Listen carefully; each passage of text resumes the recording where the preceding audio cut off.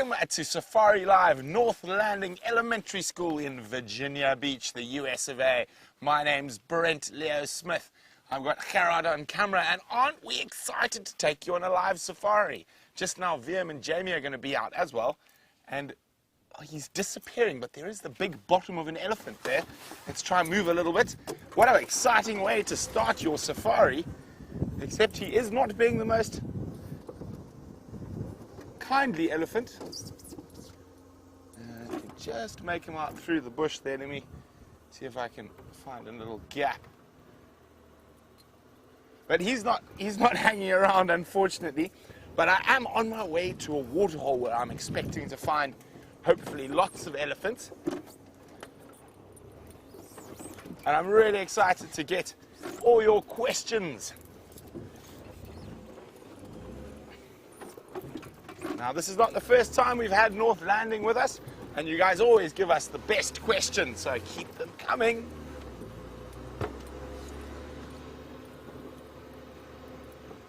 So when we see an elephant bull like that moving away, it means there could be other elephants really close by. So I'm just going to have a quick check. Now, isn't this amazing? You guys are sitting at school, and instead of a normal class, you're coming on a game drive with me, and I'm really happy to have you with me. So anything you guys have wondered about the African bush, if you want to know about lions, leopards, elephants, hyenas, if you want to know about birds, snakes or spiders, please send your questions in to me.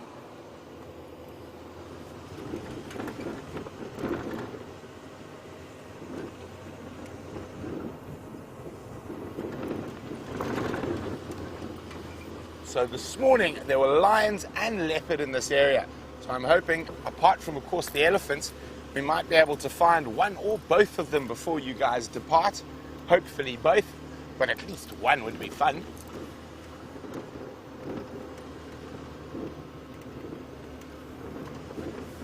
And if you see me putting my head off the car like this, it means I'm looking for tracks.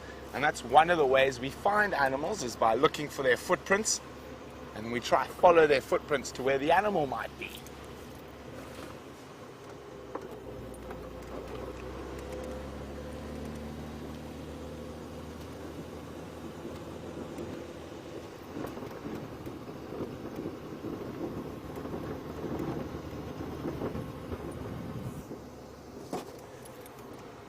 I can actually smell elephants, and Gregory's actually asking questions about elephants.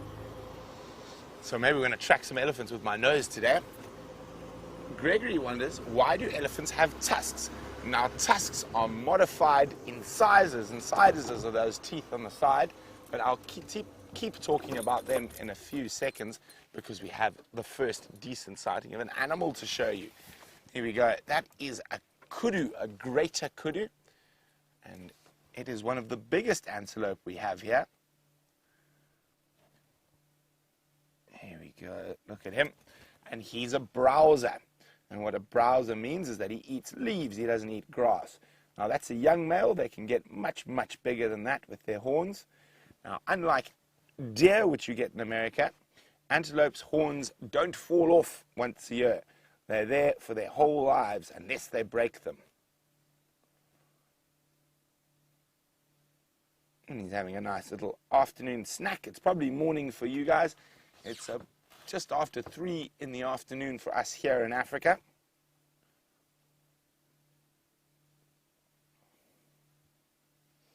And it's a hungry, hungry kudu.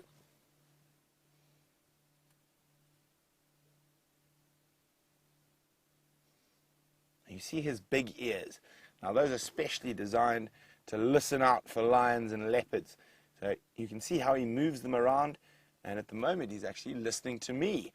So he's making sure that whatever he can hear around him isn't a danger, and he'll move and swivel the ears all over the place. And kudu have very big ears because they live quite often in thick areas of bush, so they can't see when the lion's coming, but sometimes they'll hear it before it gets close. There we go, that's our first decent animal sighting. Going to keep going, and hopefully we're going to find some bigger animals or some kitty cats. But Gregory was asking about elephant tusks and why do elephants have tusks? Gregory. So I said they're modified in sizes, and sizes are your front teeth here. Now, they've been modified for fighting, and there's only two reasons animals evolve certain characteristics. One is to find girlfriends, and the other is to get food. In this particular case, the elephant's tusks do both. They can use their tusks to peel bark off the trees to eat, but they also use them to fight so they can get some girlfriends.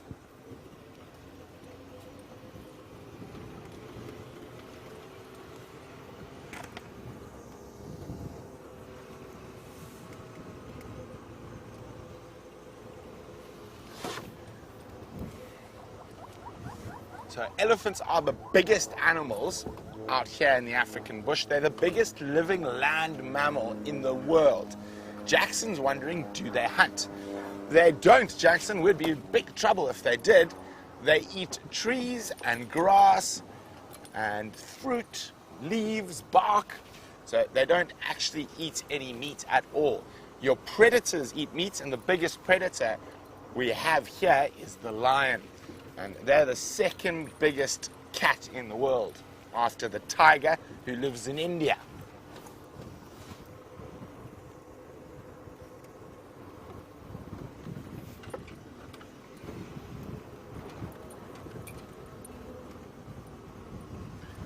So we're heading towards the waterhole, and Bella's wondering, have we ever seen a baby elephant? We have, Bella, and they are very cute, and I'm hoping to be able to show you one, or maybe Jamie will find one for you. But there we go. We've got some elephant tracks, and they're heading down the road. I'm going to try to see if I can show you a nice track. The road's a bit hard here, so I think we might get lucky at the waterhole. There might be some elephants there. Good time of the day is to look for animals around the waterhole. And who knows, Bella, maybe there's a baby elephant waiting for you there.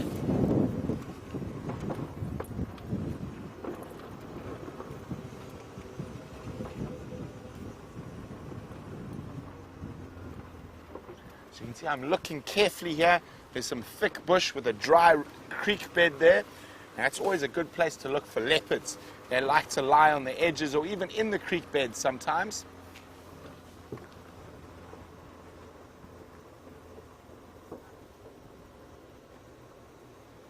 Okay, we're about 30 seconds from checking the waterhole. Once we've finished checking the waterhole, we're going to jump across to Jamie, who's on the other vehicle.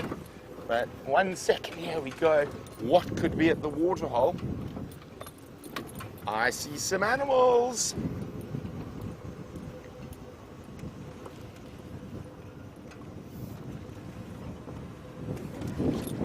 There we go, some buffalo. My buffalo, I'm not sure whether they're as good looking as Jamie's buffalo. So let's have a quick look at mine, and let's go have a look at Jamie's buffalo at another waterhole.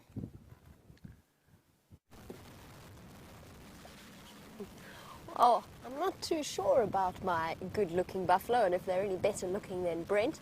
But a very warm hello to all of the students at North Landing School. It's great to have you on board on our live safaris. My name is Jamie, and this afternoon I have VM sitting behind me doing all of the camera work and showing you all of these amazing things. So you've been briefly introduced to buffalo. Let's have a little bit of a closer look at what we've got here.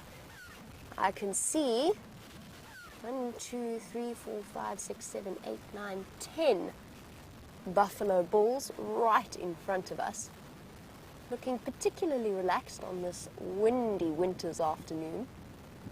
It's lovely and warm out here, considering that it is right in the middle of our winter, but the buffalo taking advantage of all of the sun that is shining down before the temperature starts to drop and it gets cool once again.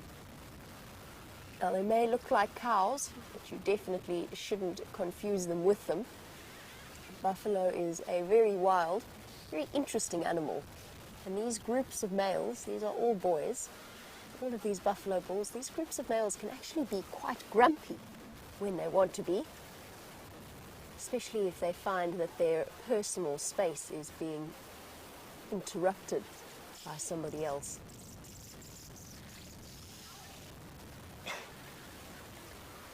And Bella, welcome to the Sunset Safari.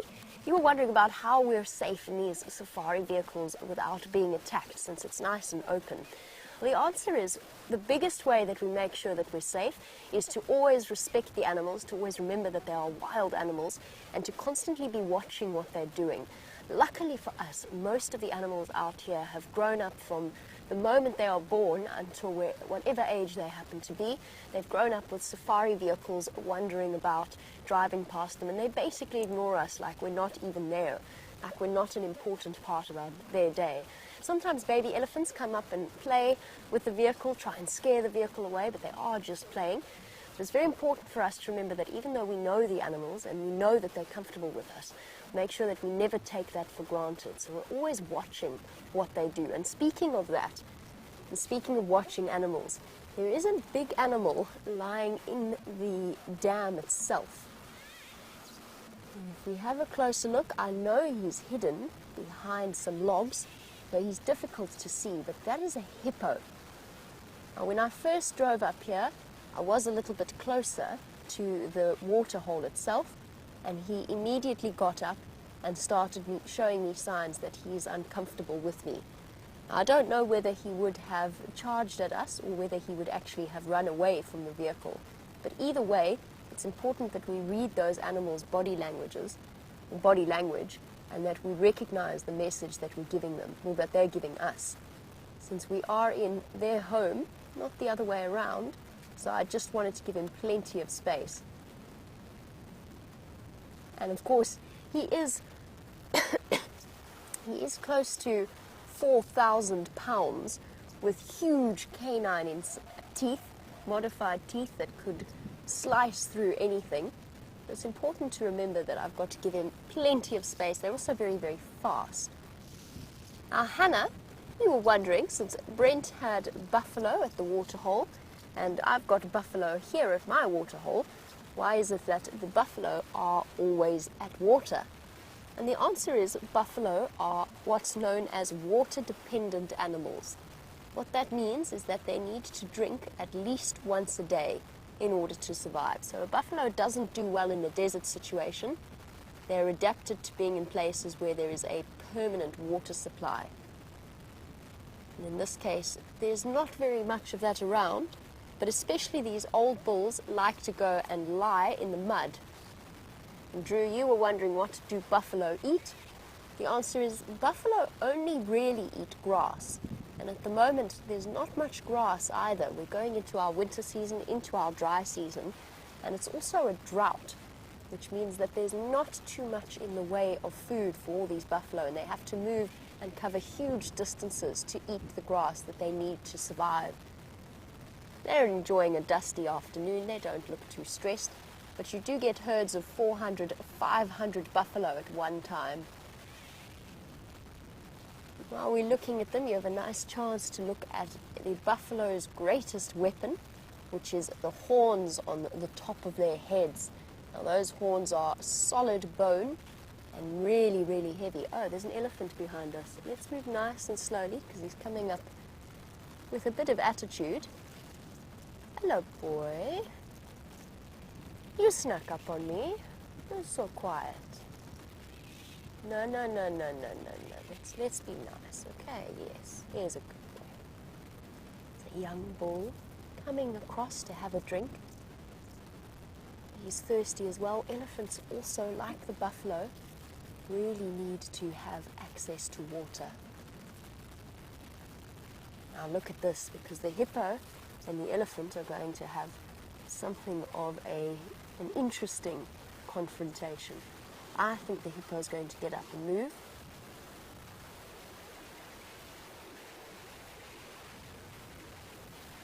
Yeah, the elephant's going to go chase that hippo away. Oh, time for a mud bath.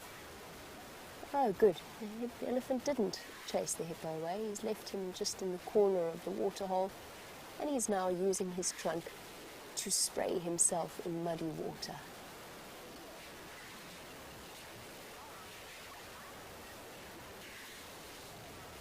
And there you go, you've got an elephant using its trunk in one of the most common ways that elephants do.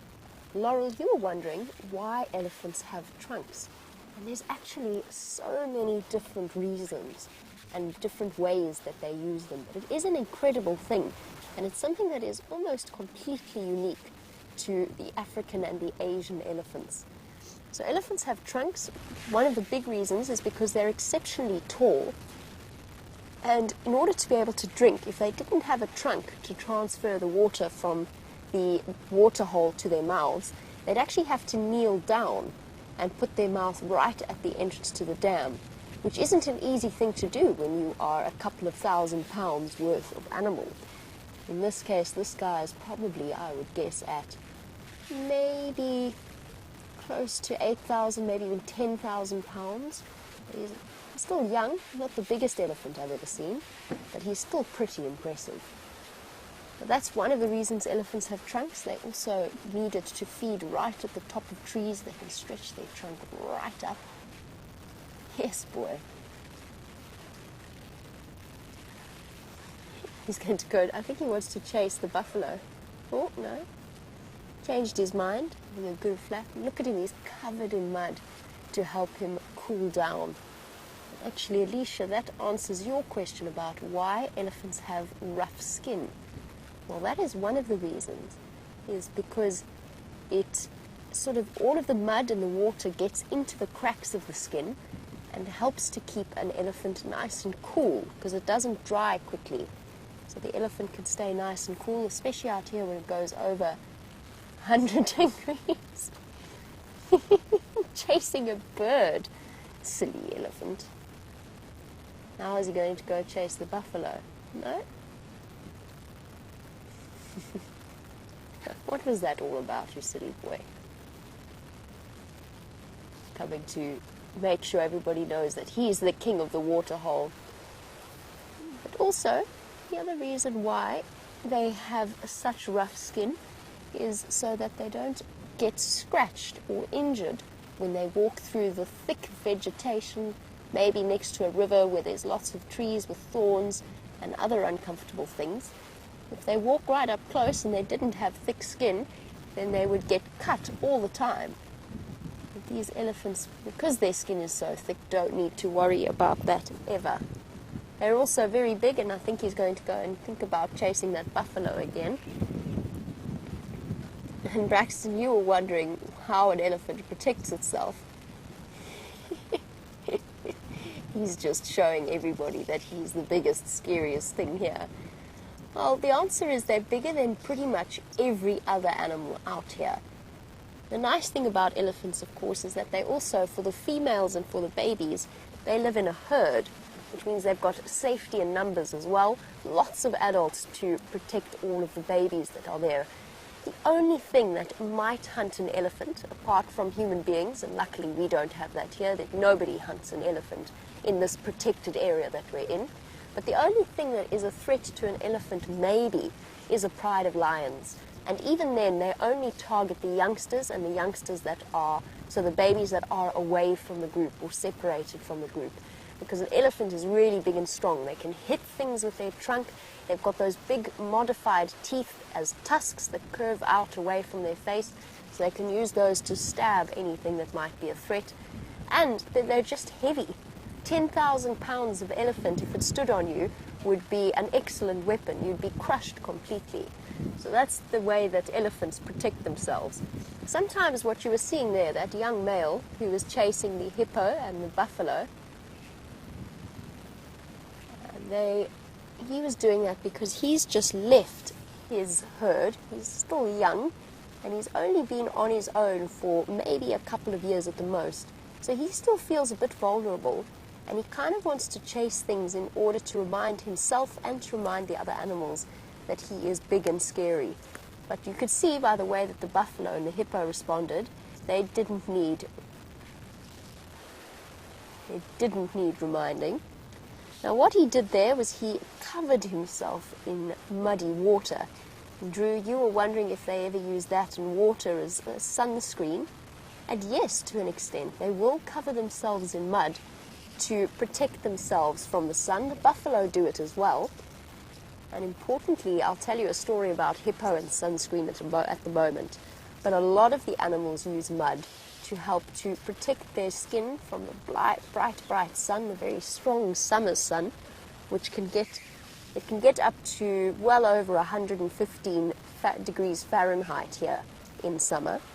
So that's what the animals here will do to help to keep themselves cool and protected, and also to help to catch any parasites and itchy things that, like ticks, that might be infesting their skin.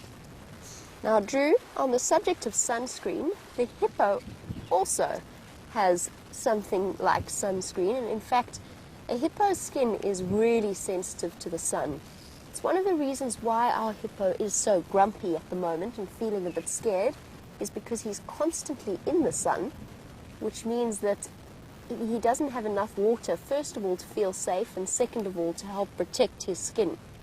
What hippo can do is they secrete a red substance that used to be known as blood sweat, because scientists thought that they were sweating blood, but it's not blood at all. It is just a different type of sweat that has really special sunblock chemicals in it to help to keep it safe and protected when it does get stuck in the sun, like our poor hippo is here. Now, Quentin, while we're looking at the buffalo at the back and the hippo, and both of those species have birds landing on the back of them, except for that one where the bird flew away. But Quentin, you've seen some of the birds landing on the buffalo, and you were wondering what it is that they are doing. Well, those are called oxpeckers. We get two different types. We get a red-billed and a yellow-billed oxpecker, and those will hop around on the buffalo, and they will try and pick up any ticks that might be around the buffalo's more sensitive areas. I won't be able to get, because of the hippo, I won't be able to get you close enough to have a look at the ticks that infest buffalo, but they do have lots and lots of them on their skin. And the oxpeckers fly down and they pick off the ticks and they eat them. So they actually do the buffalo a huge favor by getting rid of all of those itchy, biting creatures that are infesting their skin. Sometimes they're a bit irritating, and as an oxpecker, they quite like the taste of ticks.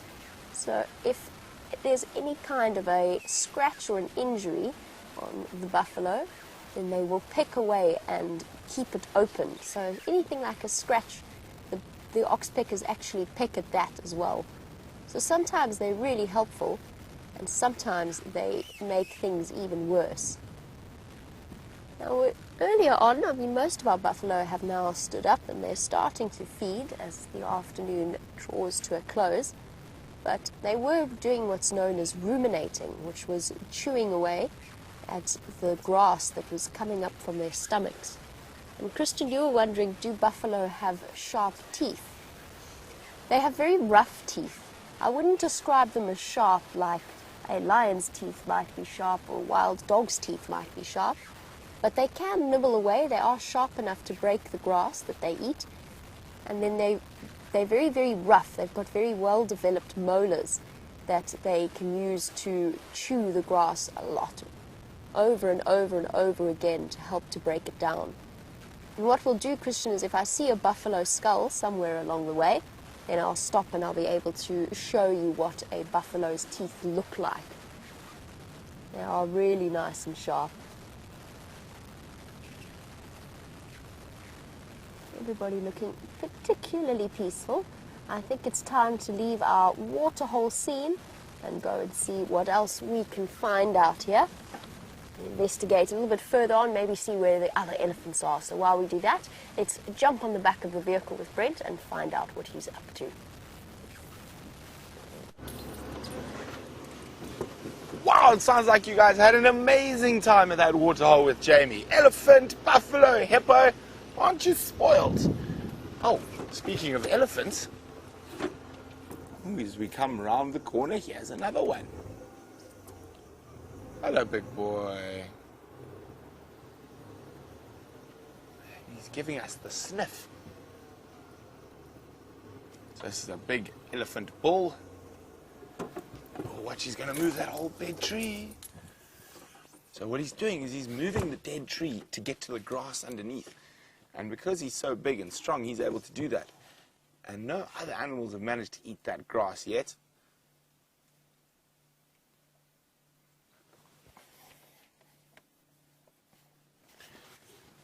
So what we've been doing is we've been going around looking for lion and leopard tracks. Look at how strong he is. Just rolls the dead tree out of the way.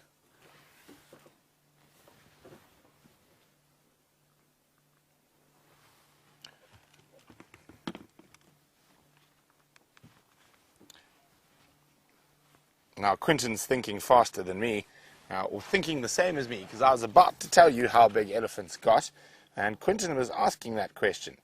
Oh, clever boy, Quinton.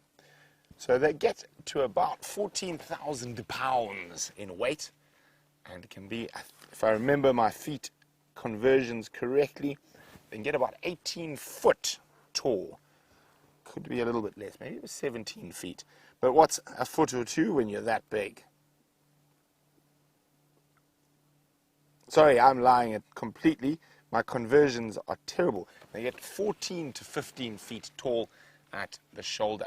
So if we look right at the top, that's the highest point of an elephant there that I'm showing you now. And that's 14 foot tall. And you can see his big tail to keep all the flies away. I'm just going to move forward a little bit so you can have a look at his tusks. So you guys are left or right-handed, depending. So elephants are the same. It's okay, big boy. Hello, mister. Here we go. And this particular elephant, he is right-tusked. You can see his right tusk is a little bit smaller, a little bit shorter, and it's been worn down. So that's the one he uses to feed with the most. So he's a right-tusked elephant. Hello, mister. So with big elephant bulls, quite often they will lift their heads at you, shake the head at you. Now, we're quite close to him. We're probably about 14 feet from him, about as far as an elephant is tall, maybe a little bit more. And Hannah's wondering how fast an elephant is. Can they run fast? They can. They can run much faster than a person, Hannah, even faster than Usain Bolt. And they run probably can get up to about 50 or 60 kilometers an hour. Now, if we look carefully on his face, especially between the tusks there, you can see there's a little cut.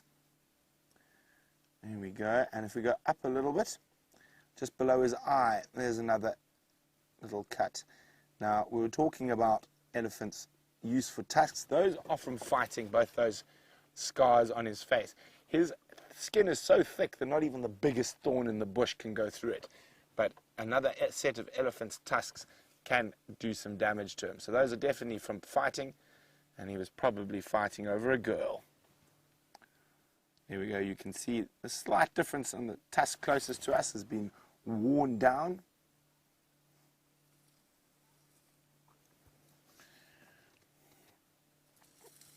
Here's their big ears. Now, Jackson's wondering, are elephants camouflaged?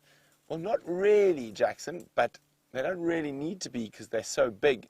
Normally, you want to camouflage yourself to protect yourself or to make it easier for you to catch something. Now, an elephant being so big, and once it's an adult, there's no need for camouflage. There's nothing really that's going to attack him apart from other elephants. And they can smell and hear each other from a long way away. And we look at those massive ears, like big radar dishes. You got a little bit of a shock there when I said radar dishes. But that big ear is used to push as much sound as possible into his ear hole there. And you can see that got some hair there just to protect. And Arrow was wondering why they have big ears. So Arrow, there's two reasons. The other reason is it's an elephant's AC. It's their air conditioning machine. Now, they can have about 2 gallons of blood in their ears at one time, and when they flap their ears, it cools that blood and cools their whole body. So that's why, another reason they've got those big ears. And what the tree he's eating at the moment is very thorny, And you can see it doesn't bother him at all. Now, he's a nice, relaxed boy, probably around 30 years old. Jackson's wondering, why does the elephant look angry? Well, at the moment, he's not looking too angry at all, Jackson. Look, he's smelling us. That's what he's doing. He's giving us a sniff, making sure we're not a problem. But he's not looking very angry. Elephants show very specific signs when they're angry, and he's not showing any of those signs at the moment. One of the more important, subtle signs to look out for with an angry elephant is their tail. If their tail starts getting a little bit stiff, or they start sticking their tail out, that means they are angry, and his tail is nice and loose, and he's happily eating away, so he's not worried about us at all. Now, he's chewing on really sharp thorns. Now, the inside of an elephant's mouth, the best way I can describe it is it's tough as an old boot, very strong old leather.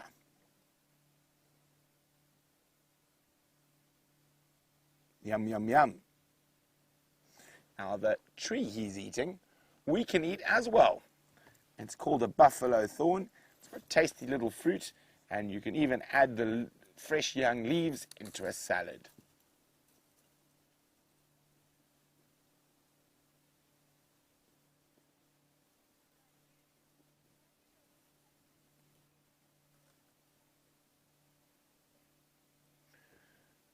Caillou is saying, how do I know which tusk is for feeding and which tusk is for fighting? Well, if you have a look, both his tusks are for fighting, but the one he uses for feeding is generally slightly worn, and so it's a little bit shorter normally, and it's not as sharp, but he'll use both tusks for fighting, but only normally one for feeding. You get some very talented elephants that can use both. Ambitusked, like ambidextrous.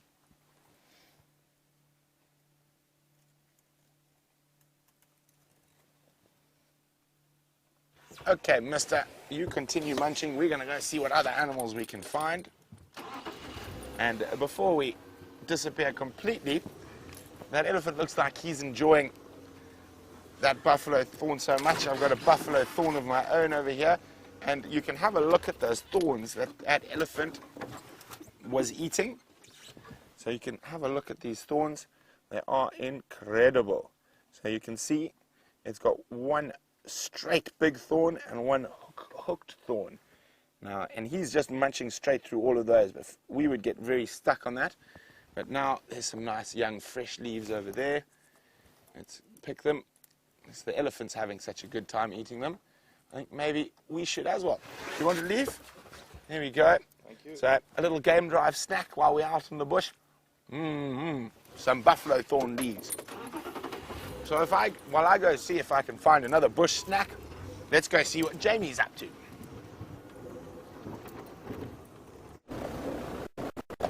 I think a bush snack sounds absolutely wonderful. VM and myself have brought fruit along for the ride just to make sure that we're nice and fed up as we go along. So we've got pears and bananas and apples and all kinds of things to keep us well stocked. It's important not to go hungry out here. And then, of course, it's always important to carry plenty of water with you as well. And Drew, you were wondering, while we go searching for different things, if we have snakes in this place. And we do. We have lots of different species of snakes.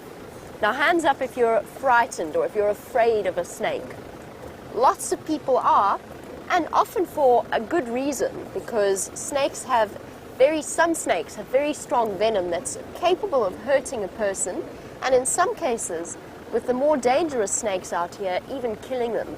But it's really important to remember that snakes are far more afraid of us than we are of them, and that no snake is going to go out of its way to catch and to try and attack a human being. It's only when people try to catch them or make them scared that snakes attack. So we've got lots of different snakes. We've got the famous black mamba out here, one of the fastest and most venomous of snakes, and we've had a few really, really good sightings. The thing about winter, though, is that a lot of the snakes go into what's called eastivation, That's like hibernation, but they only do it when it's dry, and which means that they do it in our winter time. But doesn't mean that we won't see one, because they do come out, especially on hot afternoons like this afternoon, or maybe when there's a couple of drops of rain. They do actually come out to bask in the sun and maybe catch themselves some food. So we get rock pythons and cobras, puff adders. I even woke up the one day, I was having a bit of a nap in between because it was summer and we wake up really, really early in summer. So I was having a nap and I woke up because a snake was actually crawling into the bed with me, looking for a nice, comfortable spot. But it wasn't too scary, it wasn't a dangerous snake at all. And as soon as I sat up, then it slithered off the bed and went and hid underneath my shoes. But we do see lots of snakes, and if you want to go looking for snakes, places like this dam are a perfect place to start. Maybe in some of the old trees that we get. And I know that Brent was talking about a buffalo thorn with you. I'm going to stop and show you this tree that's in front of me, because it's one of my absolute favorites. It's called a leadwood tree. And the reason why I love leadwoods is, first of all, it's a good place to look for snakes and other such things. But second of all, the amazing thing about a leadwood is that it can grow for a really long time. It's called leadwood because its wood is so heavy that when you put it in water, it sinks instead of floating. And they've done some testing on leadwoods that show that they can live for hundreds and hundreds of years. And even after they die, because the wood is so heavy and so dense, even after they die, the leadwood trees stay standing for also, again, hundreds and hundreds of years. Which is why in this country it's illegal to cut down a leadwood even if it's dead. In this case, the leadwood is still well and truly alive, but it is one of my absolute favorite trees and just one of the many amazing things that you can find out in the African bush. Well, unfortunately for the students at North Landing, it's time for you to go about the rest of your school day. I hope that you've had an amazing time on safari and that we get to see you once again. So enjoy the rest of your day, and bye-bye from our side.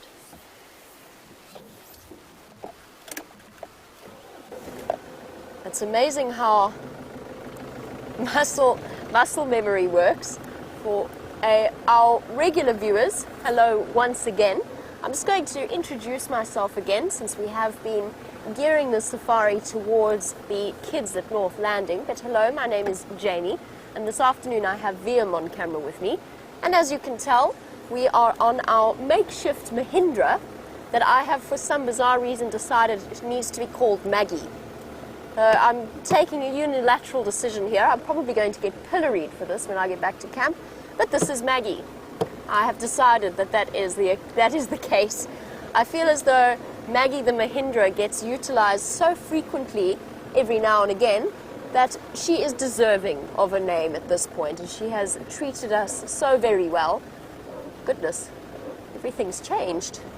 But Maggie the Mahindra's keys are on the other side to the Land Rover keys, which means I keep reaching to turn on the engine on the wrong side and having to correct myself. It's amazing how that muscle memory gets embedded into your daily conscious. And Twin Dams, also known now as Twin Lakes, has been renovated, which is why the road, oh my goodness, it's also why it's so dusty here.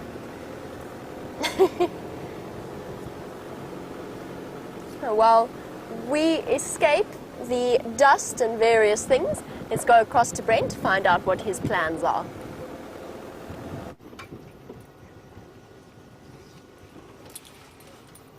Now, this morning we had great non-success in trying to find the Tsalala pride. So fingers crossed that we're going to have a little bit more luck on the sunset safari. So I'm just taking a little bit of a wider berth from where they were lost this morning. I'm still confident they're somewhere in that block. So I'm just slowly heading my way there. And then I heard there was a leopard found after drive on our boundary. but inside Sibambili, and I'm hoping he decides to come south.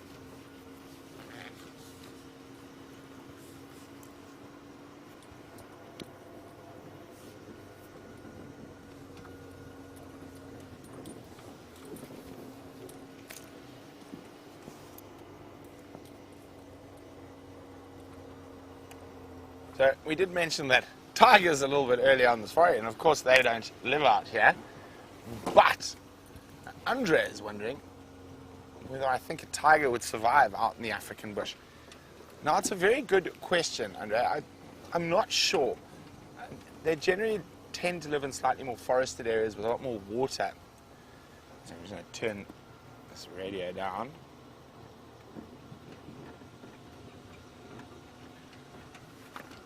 Well, the flies are attacking already today, but I think the biggest problem with the tiger, it might be outcompeted, because the big predators here are all social predators. So they're in groups, whereas the tiger's a solitary predator.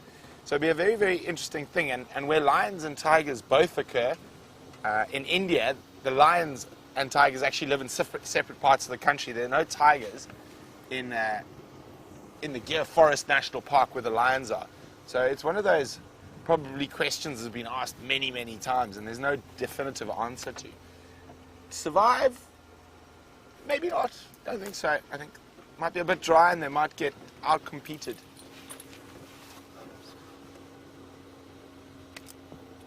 I'm being mauled by tiny little flies called stable flies, and if you don't get them before, they bite, and they actually bite quite sore, and they suck your blood. Evil little buggers. Oh, I got him. There we go.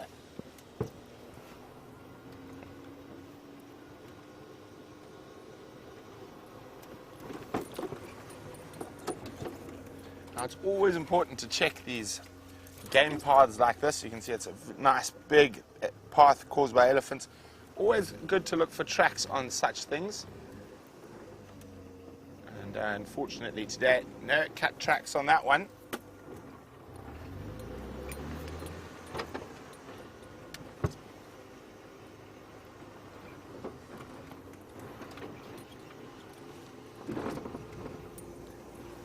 At this time of the day, lions are more than likely going to be in the deep shade. It's nice and warm today.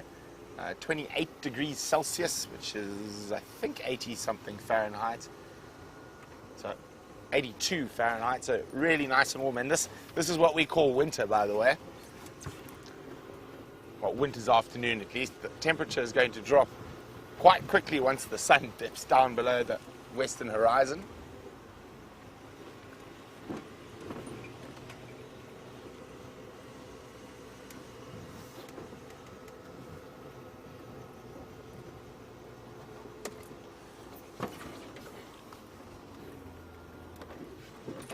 So South Africa is a really big country. Well, not really big if you take it in the States, but it's on African terms, it's quite a large country.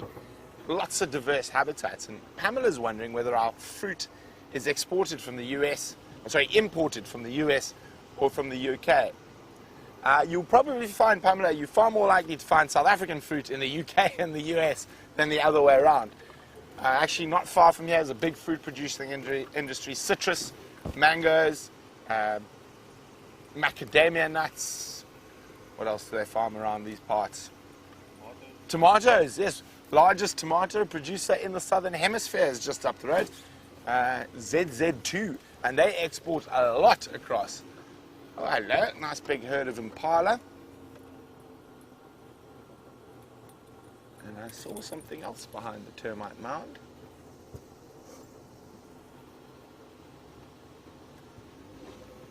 Did I? Oh, my eyes playing tricks on me. No, I did. Nice kudu bull. So we saw a young kudu bull at the start of the safari, and there's a big boy there at the back. Ooh, he's feeling a bit shy, heading off into the bush with the impala.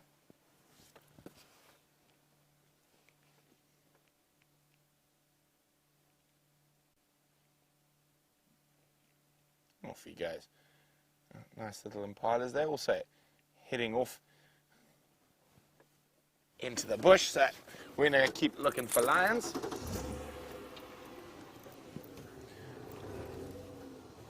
Now, if you're new to Safari Live, or you've just stumbled upon this and you're going, what am I looking at?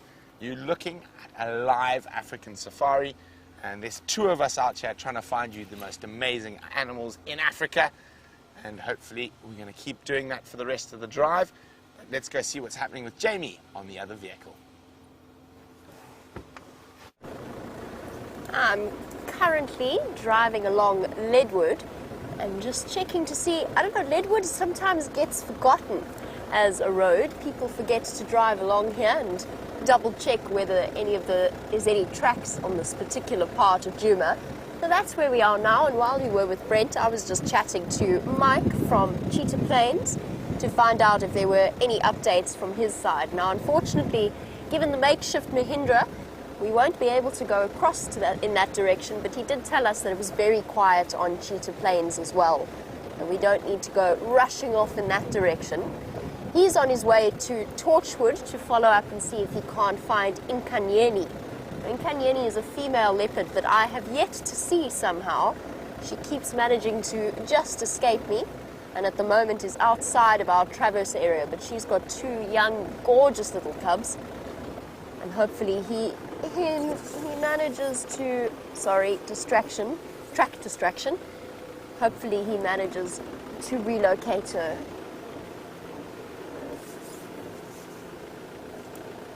Oh, okay, that's definitely not going to be very exciting. It was a hyena track that was roughly the size of a lioness track.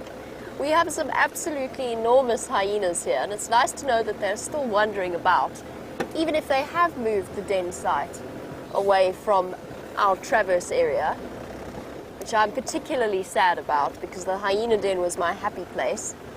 And it seems as though they have abandoned us for now. Hopefully they won't be gone for too long. That being said, I'm going to keep checking some of the older den sites over the next few days. I think I'll check one per drive, just to make sure that none of the other females in that clan have given birth to new cubs. It's distinctly possible at this point. And because of the age difference, they might have decided not to have their cubs in the same den as the older cubs that we've been watching over the last few months. Maybe. It's possible to tell, but we'll see. I'm really hoping, I think it might be wishful thinking on my part, but I'm really hoping that will be the case.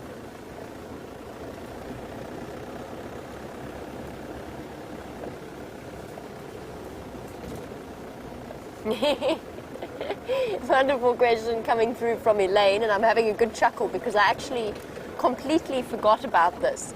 Last night, Liam and myself spent a very enjoyable 3 hours with the Nkuhuma lionesses before they decided to go into some really thick and dense vegetation. This little waterbuck making life very difficult. Let me try get a gap up ahead. Not really. Sort of. Can you kind of see it from there, Liam? Sort of.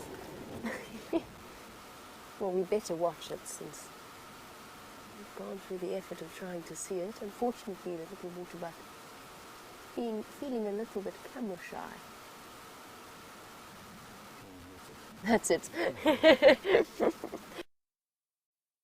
Viv says that's the end of that. So yesterday, that was sort of how our lion sighting went. The moment they got up, they went straight into the densest vegetation imaginable and proceeded on to Simbambili, where they killed a waterbuck. They were looking very, very hungry, and we knew that they would be hunting. However, on our way to attempt to relocate them, we discovered a pile of, or several piles of planks or lumber that had very clearly fallen off a truck at some point on the main access road. And I was just having a jolly good chuckle at it last night because I was imagining the poor person getting back home and realizing that they'd lost an entire load of wood on the drive back. But Elaine, yes, the mystery of the missing lumber was solved. It was in fact our lumber, as in Wild Earth's lumber. We're in the process of building and expanding and doing some interesting things around camp. And the poor guy he was actually coming in, he'd just picked up that delivery, and he was coming back towards the camp And he was because it was dark, he was too scared. He knew he was losing the planks, but he was too scared to go back and pick them up. He didn't want to do it on his own. He wanted to go and collect some company first and then go back and fetch them. So by the time Liam and myself were heading home at the end of the sunset safari, we did encounter the hapless owner of the lost lumber, and he was on his way back to collect it with some company. And I mean, you know, fair enough, because although he didn't know it, there were hungry lionesses wandering about that area. So he was right to be a bit wary of jumping out and fetching and reloading all of that stuff on his own. Poor guy. Shame, man. But you'll be happy to know the lumber was reunited with its owner and is now being hammered into what looks like the frame for the veranda of the new final control building. Would be my guess at what that's going to be.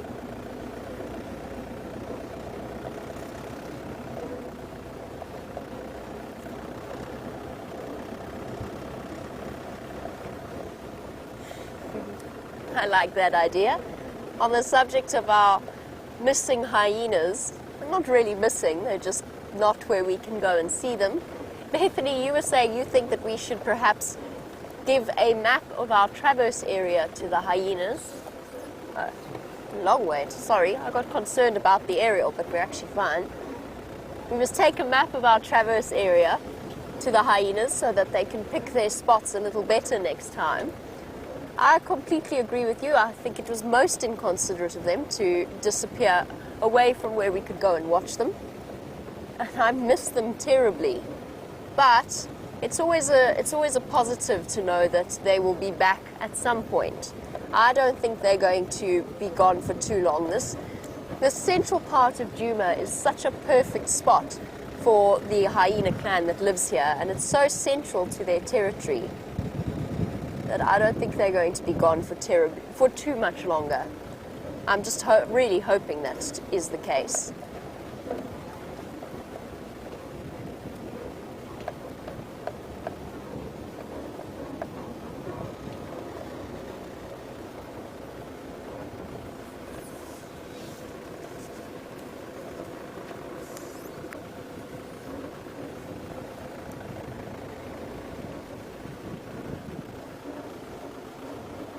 And on the subject of hyenas, Debbie in Vancouver, you were wondering, with the males and females, which is larger?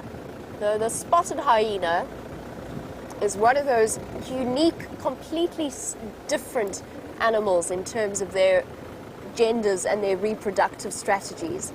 Now, the female is invariably larger and more dominant than the male. She has high levels of testosterone and androgen. I do that every time I say that sentence. Testosterone and androgen. So she's got very high levels of male hormones and is invariably right up to the sort of 20 to 30 kilograms heavier. And that's between 40 to 60 pounds that a female hyena is larger than the male. And she automatically takes a more dominant role over him. She's always, even the lowest ranking female hyena, and hyenas do have a very strict hierarchy, but even the lowest ranking female is higher in status than any of the males.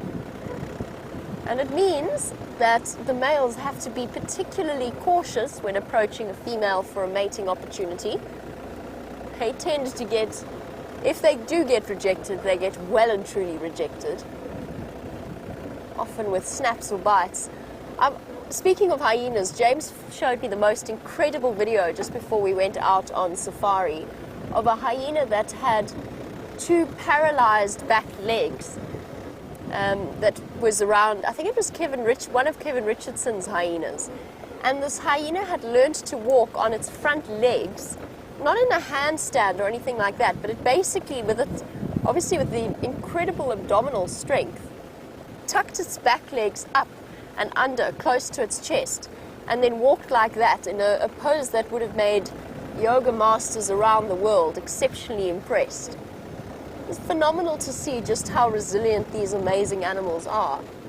And it does give us hope that that poor hyena that we saw getting mauled with Scott a couple of weeks ago by the other hyenas of our clan, it does provide plenty of hope that it will still be okay.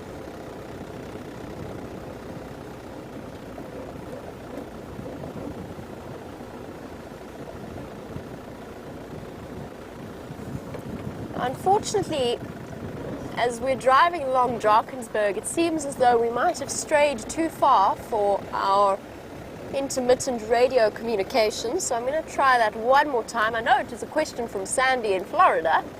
I just don't know entirely what it was. Try lifting this up.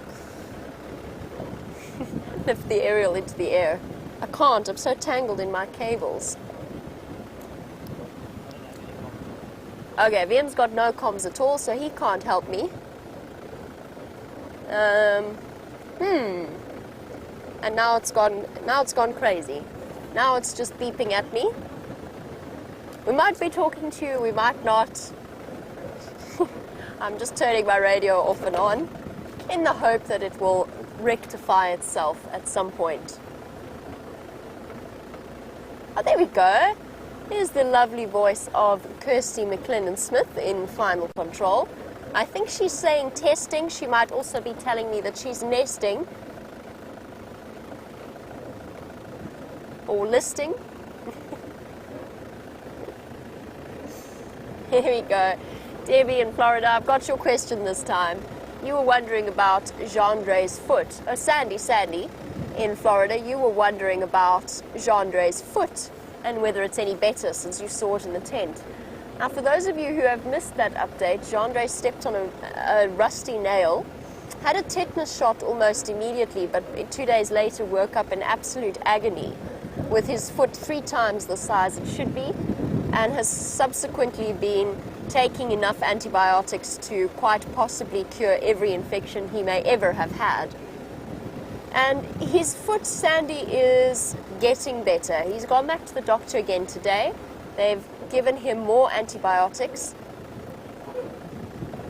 It's a very nasty secondary infection. It's been incredibly unpleasant. I think it's been a great deal more painful than he's actually let on.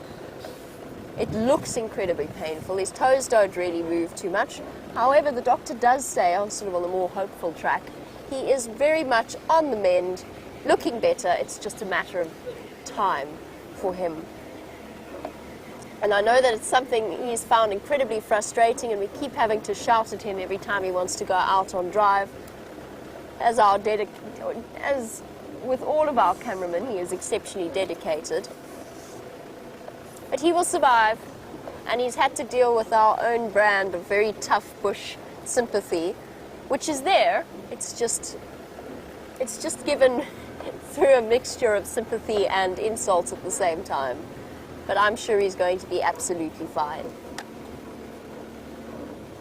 Now, we've stumbled into the middle of a bird feeding party.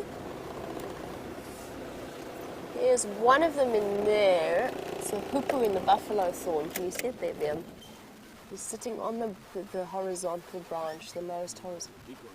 The buffalo thorn. Oh, there he goes. That's the one, yeah. No problem. There he goes.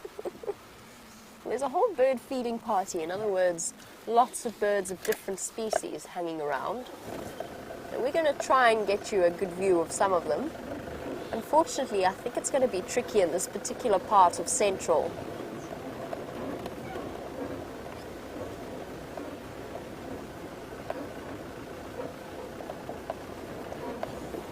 How did you all fly there? No, they all want to remain as hidden as possible. And it consists of a whole load of species that are very much they're shy bird species. They prefer the thick and dense vegetation. So whilst they were all around there at one point, they have now all moved off. There were a couple of helmet shrikes, some flycatchers, drongos, chagras, maybe even the odd aeromomola or two. They've all disappeared off. Okay, Well, in that case, let us continue onwards. Oh, there go the helmet strikes. Well spotted, VM. Let's try sneak up on them by rolling. Come on, Maggie. No. There we go. Oh, dealing with much larger, much heavier vehicles than we are. Ah. Ah, helmet strikes.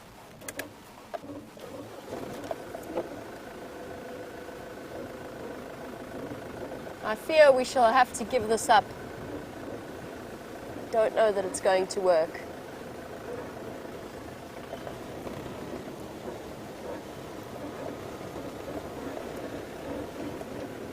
Nope.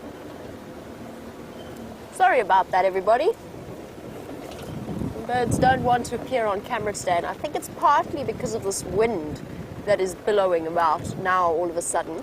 I hear tell of a horrifying cold front that's just hit the shores of Cape Town and is going to be slowly making its way up towards us. I think that this warm wind is the stirrings of that, the changing climatic conditions that are about to assault us.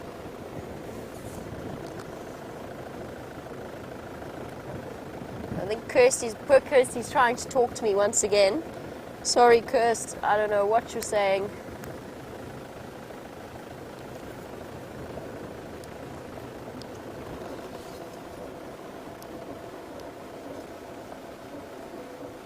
Okay, we need to start making our way back towards an easier comms place. While we do that, let's go and find out what Brent was doing off the vehicle and which tracks he was following.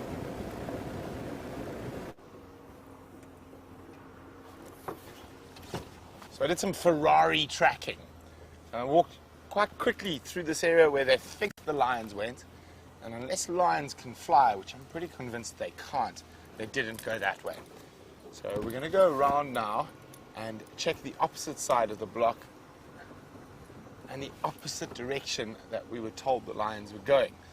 Now, they might have spotted something, and that obviously can change their direction in an instant if there's something tasty around. And I'm still surprised. If they were coming this way, they should have definitely popped up for a drink at the Arathusa waterhole, which they haven't, which makes me tend to believe they've changed direction completely. So we're going to do the same. Still looking under all the little thickets, just in case.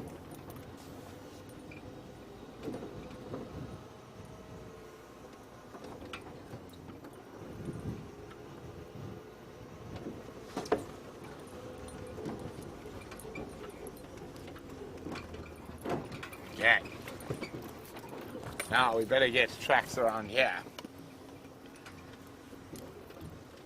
Southwest, or maybe we'll check down towards Seif's Pan. Have a look there, but first let's have a little squiz. What's it? The Arathusa waterhole. Also just, oh, there's an elephant.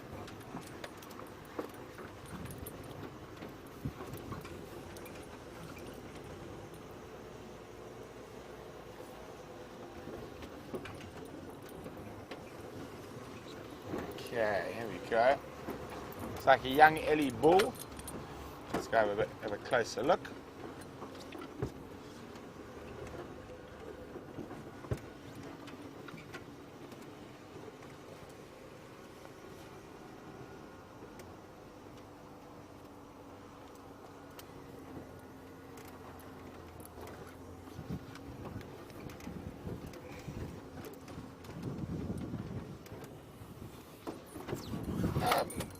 Now, there's an Ellie. Million Clown would like to know about the elephant's graveyard. I'll chat about it in a second. Let's just look at this in front of us. So there we go, a young Ellie bull right up against the Arathusa Lodge. And have a look. If you were sitting on the deck, you would have such a wonderful view. And I'm sure he was probably there while everyone was having their afternoon tea before heading out on game drive.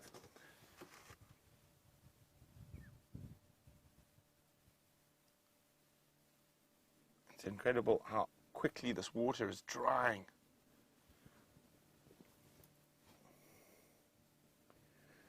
Now, as the water recedes, different plant species will grow, and you can see that elephant's taking advantage of the plants that are growing as the water recedes.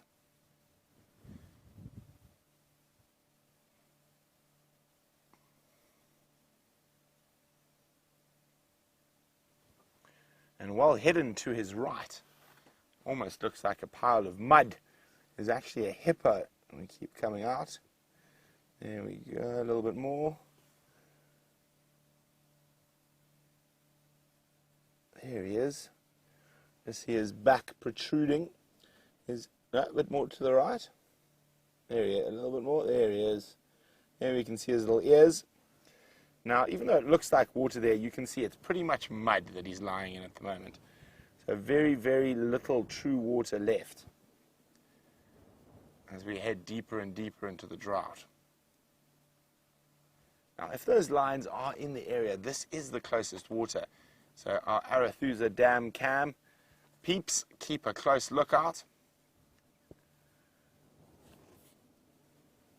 We're going to go see if we can find them on the other side of that block.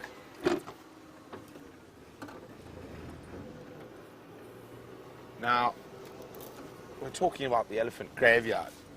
It is not true. It is very much an old wives' tale. Well, not an old wives' tale. It's actually an old man's tale. So the myth of the elephant graveyard pretty much started with, what's his name? Rider Haggard is the author. And one of actually my favorite books growing up, which was The Adventures of, it's a Journey to King Solomon's Mines, or King Solomon Mines. The first of the Alan Quatermain books. And a very, very wonderful story, but the elephant graveyard is a story. Elephants happen to die where they die. It is normally close to water, though. Especially if they're ill or as they get older, they'll try to find a spot where they don't have to move too much to get water and food. So they do quite often die around water holes or rivers, but no such thing, I'm afraid, as an elephant graveyard.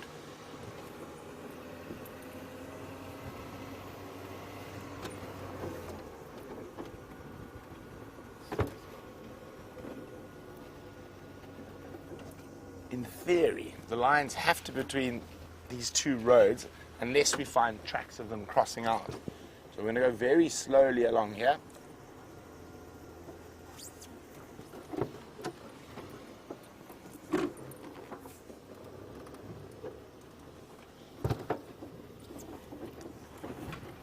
We all know that lions are great sleepers. They sleep for about an average about 20 hours of the day. And Cecilia is wondering which thickets are favored by sleeping lions.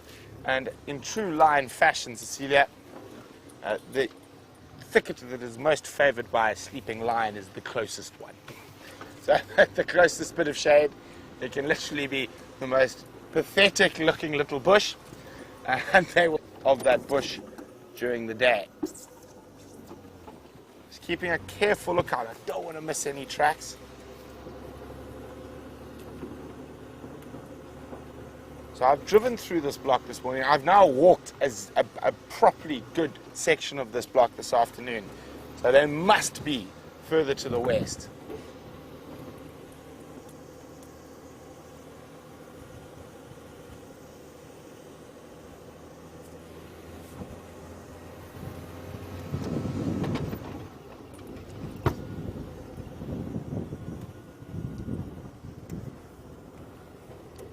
The lions got the better of us this morning. I'm not going to let it happen again this afternoon. So while we continue to search through this block, let's go see what Jamie's up to.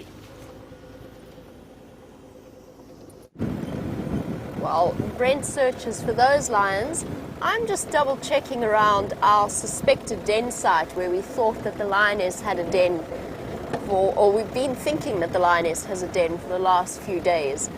I have to say, yesterday, when we were with the three Nkahuma females, I had to rethink a little bit our theory about the den site. Brent is convinced that he saw suckle marks on the lioness on the sunrise safari. Yesterday I didn't feel 100% confident that I could see suckle marks on any of the lionesses that we saw. And we know it's not amber eyes. I was looking at the lioness with the twin spots on her nose, and she was the one that I suspected had the den. And I couldn't see any suckle marks, maybe because she'd been away from the cubs for a while, maybe she'd licked her belly a few times, or the others had licked her belly a few times. Perhaps that had disguised it. But her tracks haven't come back in this direction. Now, we spoke earlier about the fact that the Nkuhumas have a buffalo kill in a waterbuck in Simbambili. It does make me wonder whether or not she does have cubs. We'll have to see. Tonight, I think, will be the clincher. If she doesn't come back here tonight, then perhaps our theory about the cubs is mistaken, and she has yet to have them. A nice peaceful scene. We've moved a bit closer so that I can hear all of your questions and comments as well. And at some point we will have to go back in order to do a quick technical change before returning once again. We've got some impala. They're often overlooked just because we see them all the time. But they really are beautiful, elegant little antelope. When I was a kid, I always wanted, before I sort of understood the notion of wild versus domestic, I always wanted a herd of impala in my garden to act as lawn mowers and gardeners. I always thought that would be a wonderful thing to have. And there was a house a couple of doors away from me that had pet blue dacres, which I also thought was a brilliant idea when I was a kid. Obviously now I know different.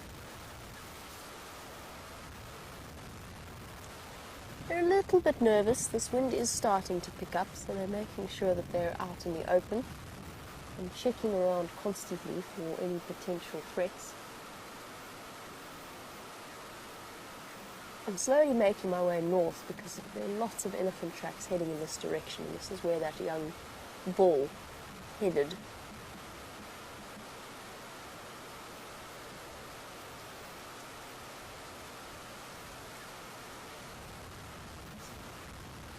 Mutual grooming and some solo grooming happening. Keeping each other sparkling clean. I always think that impala are one of the best, or they look like the best groomed antelope. And that is partly true. They do spend a great deal of time grooming themselves. They've also got specialized teeth for grooming. The lowest set of incisors is set, they're very loosely in their sockets. What that means is it forms almost a cone-like structure and allows them to sort of sift through their fur and pick up any ticks or other parasites or bits of dust that might have collected there. One has to wonder, though, at the evolutionary design that favored the idea of a well-groomed antelope. Something that happened that made the genetic program for loose incisors a thing that benefited impala as a species. And of course they've kept their design for many, many years, tens of thousands of years. They're one of the oldest species out here. It's incredible to think of. And while you look at these females that have just come through the rut, dodging and ducking and diving the males,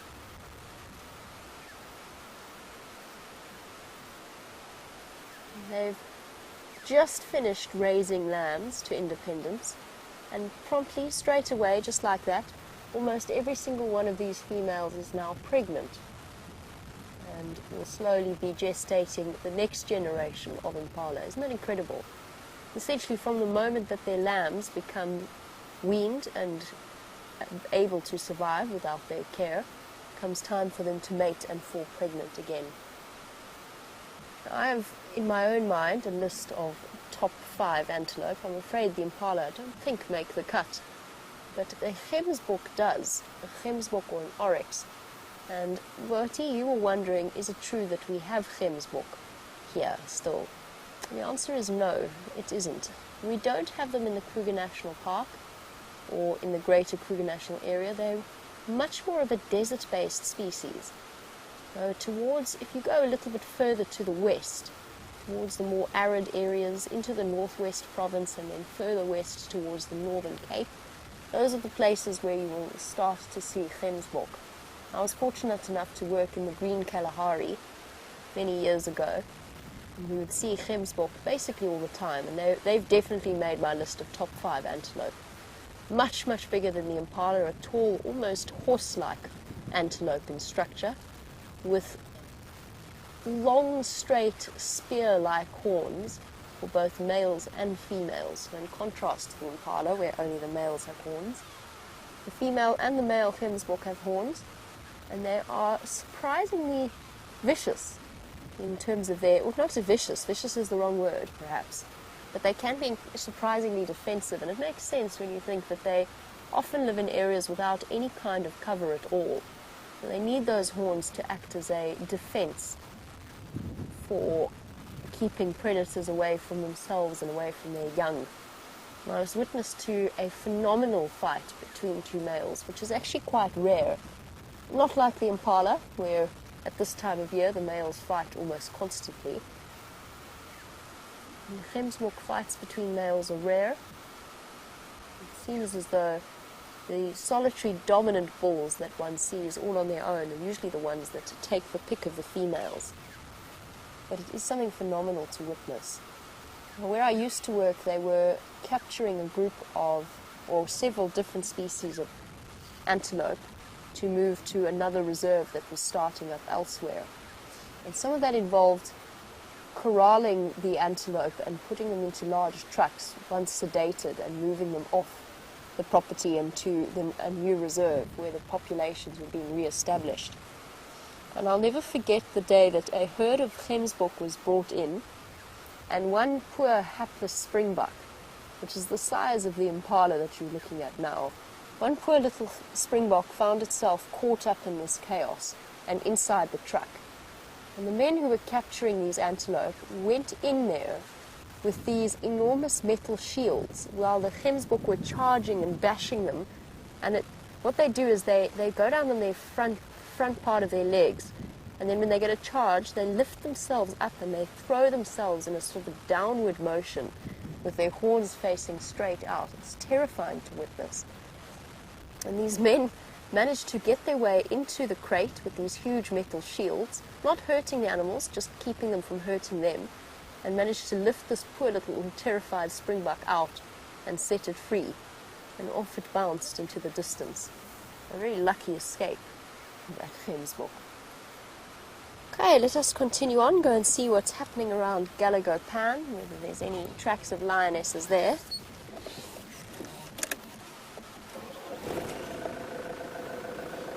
And Caleb, you were wondering, while we leave our impala herd, how much an impala weighs, since they do look so light to pick up. And they do look incredibly light. They look delicate, I think, is the best description.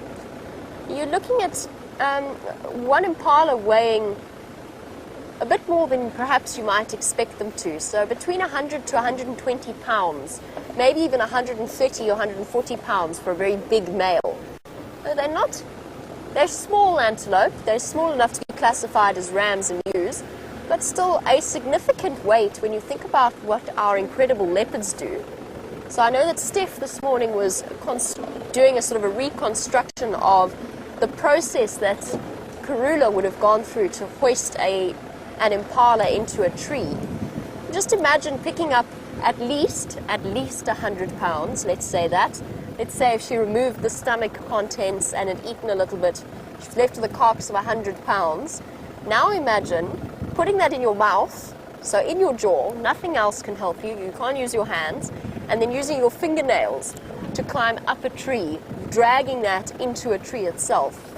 And you get an idea of just how incredibly powerful leopards are. Pound for pound, I know this is maybe a risky proclamation, but I would say that percentage-wise, in terms of their weight, leopards are actually stronger than lions. But it's just because lions are much bigger that they take the more dominant role. But I think that if you were to shrink to stretch a leopard to the size of a lion, they would be much, much stronger. Phenomenally powerful creatures. Much more brittle. That's true. If I stretched one, it would be very brittle.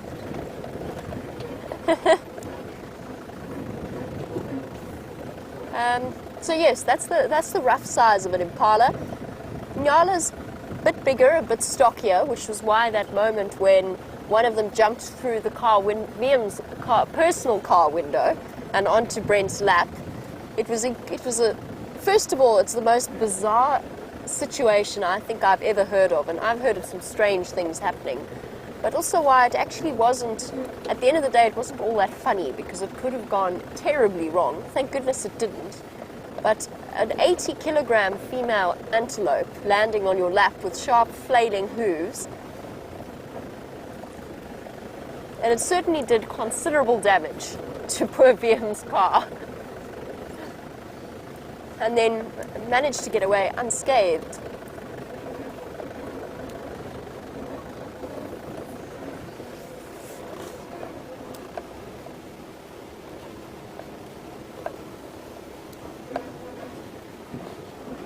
And hello to Wild Earth Girly, who has a fantastic username.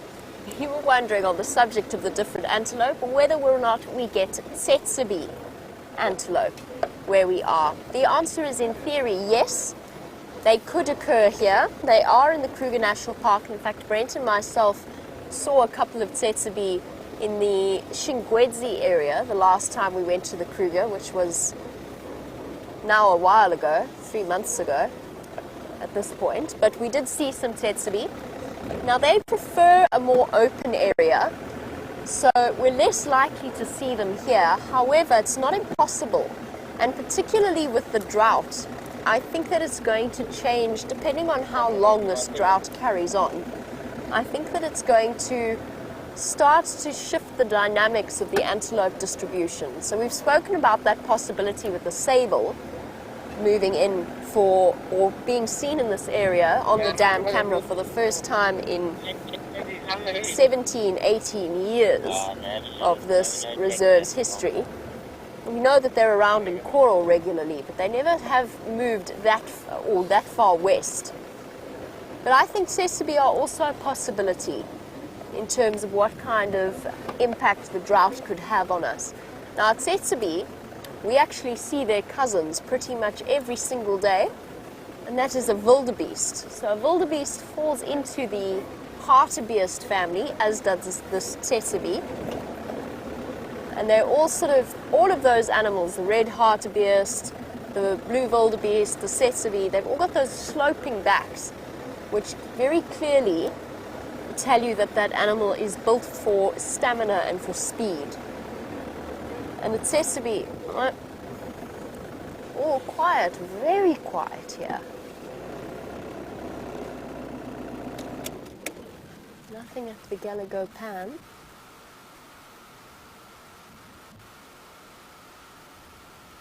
Yes, tsetse is the fastest of all of the antelope that you could see here. I would love to see one on these live drives.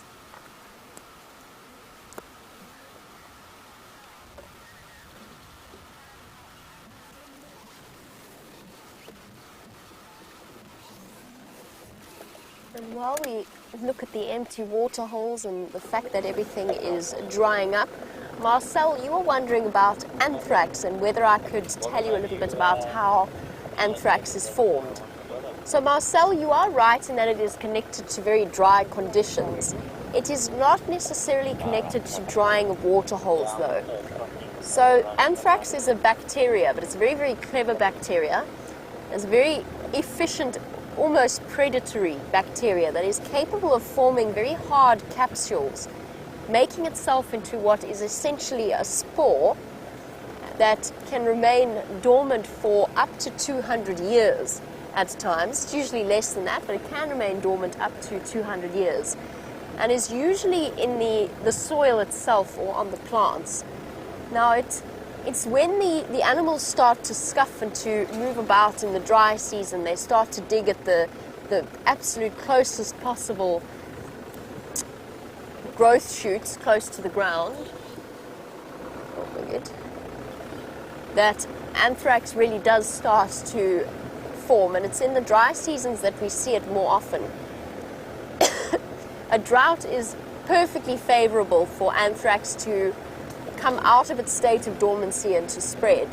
And it's usually eaten by grazers or browsers as the drought continues and immediately infects their bodies. And there's a couple of different places that it can take hold, either in the lungs, it's most frequently in the pulmonary system, occasionally in the digestive system. Let's go through there slowly, got to watch the antenna. It will also occasionally go to the brain, or you can even get an anthrax infection on the skin. And that animal tends to die relatively quickly. It's got a high mortality rate if left untreated. I think it's around 80% of infected animals will die. And almost immediately, once that carcass is on the ground, things like vultures will come and settle on the carcass. They'll feed on it. Predators will feed on it.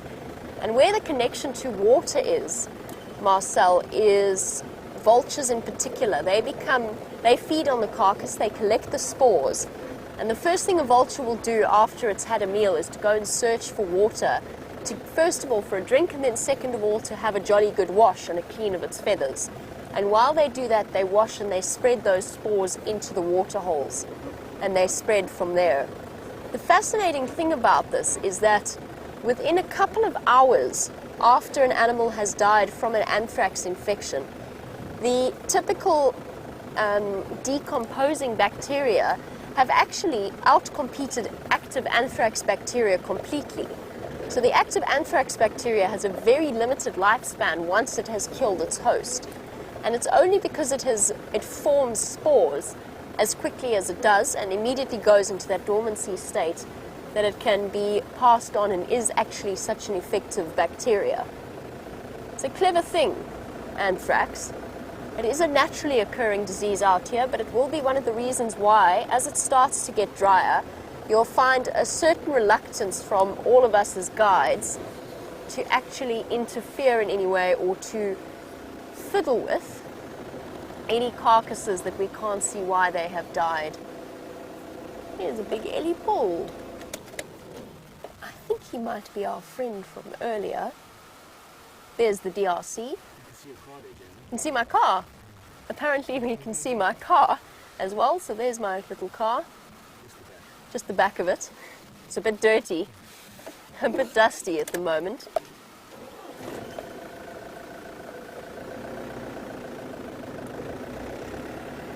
But while we go and see if we can't relocate our elephant friend, we'll also return to camp ever so briefly. Let's go back to Brent, find out how this search is going. Slightly more positive than last time. I had tracks of one lioness running at full speed, and they should come out here if they didn't stop in the block. Now, we're the only people looking for the Tsalala lions this afternoon, which makes it a little bit difficult, because of course I can't spend my whole afternoon walking around. So it should be around here, no, maybe even a little bit further. But the problem with a lion running at full speed is it might have crossed the road and then it'll just leap across while they're running at full speed. You won't even see a track. So the only reason I saw those tracks is because I was on foot. Of course, you're much closer. You're walking rather than driving.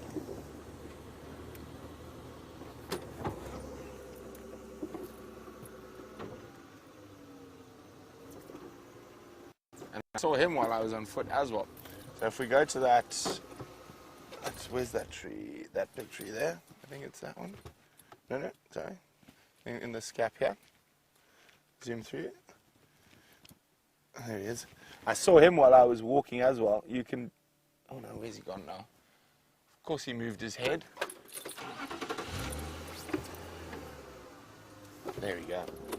Okay, so there we go. You can see his head there.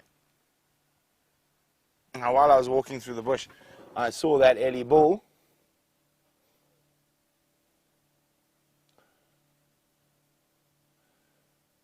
lion, such a massive creature, can disappear in this thick bush. And I had to go quite carefully and slowly. There's very, very gusty wind, so it's very easy to accidentally bump into an animal that's a bit too close for comfort. But fortunately, I heard him feeding before I saw him. Let's leave him be. We're looking for lions.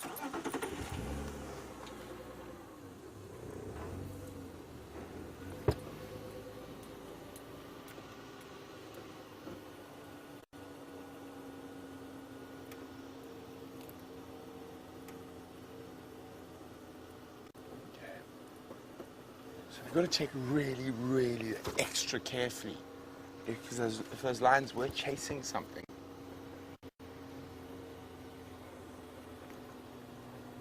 And the other thing is, normally you might find them by growling at each other around a kill.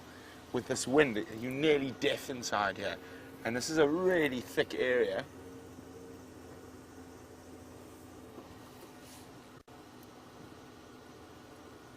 So their tracks were heading in the opposite direction completely from where they were last seen going. So they must have chased something.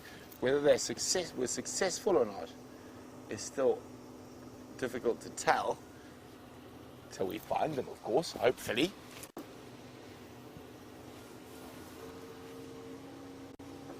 And I've got to get down low because I'm looking under low bushes here.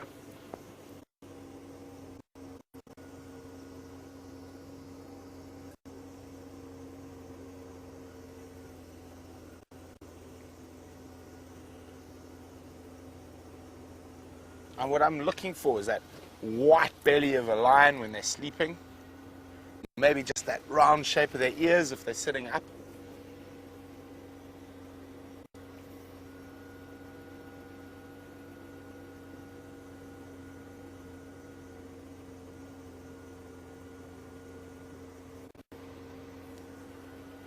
Okay, so there's a little creek bed that runs through the center here, and that's where I last had tracks on the one side.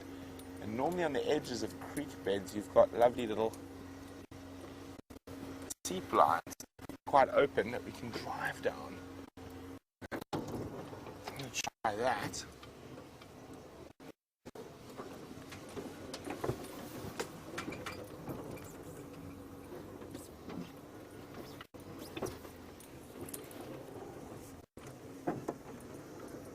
It's a particularly thick area. I was walking through here, but I wasn't able to cover all the distance I would like on foot.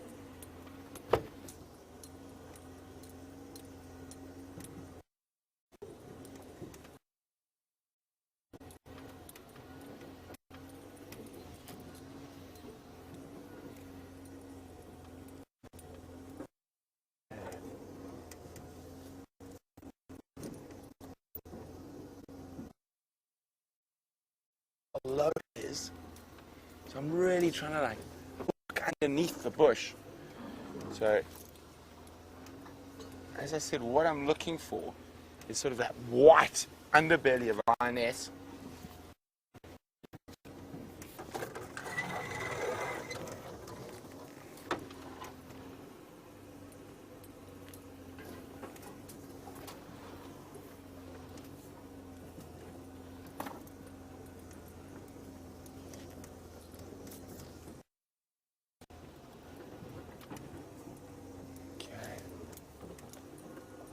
Now it sounds like I might get a little bit of a helping hand. And just want to listen, see if we can hear any growling. And we could be in one of these deep little ravines here. It always pays to listen. Well, Tristan. Morning. Evening actually, sorry. I had tracks of a single lioness in the middle of the block between first and second windmill. She was chasing something in a northerly direction. I'm still in the area following up.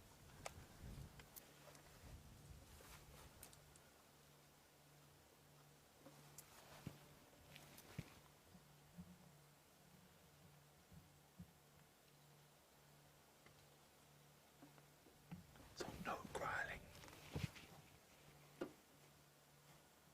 nothing whatsoever. It's really quiet.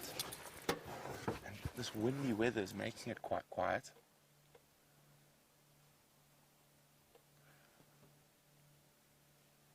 I'm just going to take my earpiece off for a minute, and I'm going to say, take your hands and you put them behind your ears like this, like a kudu, and it enhances your hearing tenfold.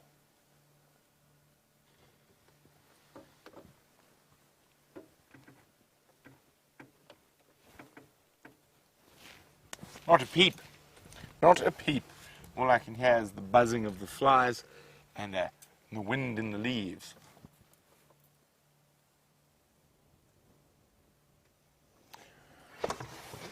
I'm hoping they're going to get thirsty. So till then, I think we're going to go see what else we can find and then come back a little later, and hopefully they might move towards the Arathusa Dam camp. So please look out for me.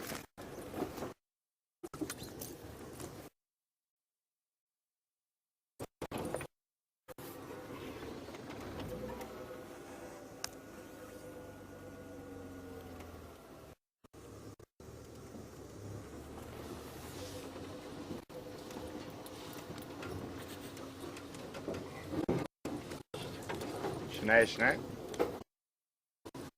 Confirm that I'm on top of my tracks.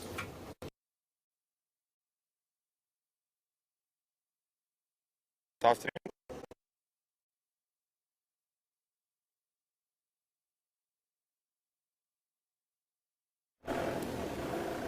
Dear, oh dear. It seems as though Brent has disappeared and you may or may not have caught me with chocolate in my mouth. Let me just swallow that quickly. And then I'll take you to go and see this enormous herd of elephants that's just walked out. Still, sorry, you took us by surprise. We were still in the process of sorting some things out.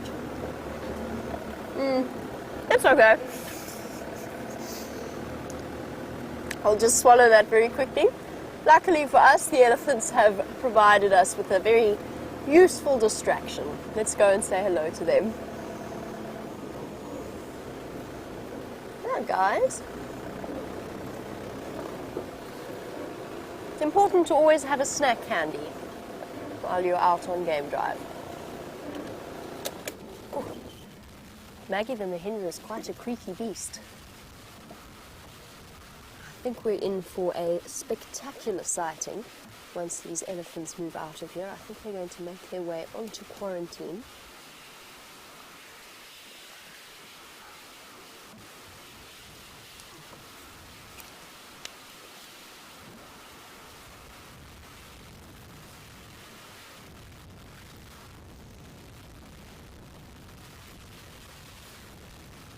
James Richard, while we are with our elephants, we were wondering, since elephants do seem to be incredibly resilient, is there any kind of disease that could have the potential to wipe out an entire herd?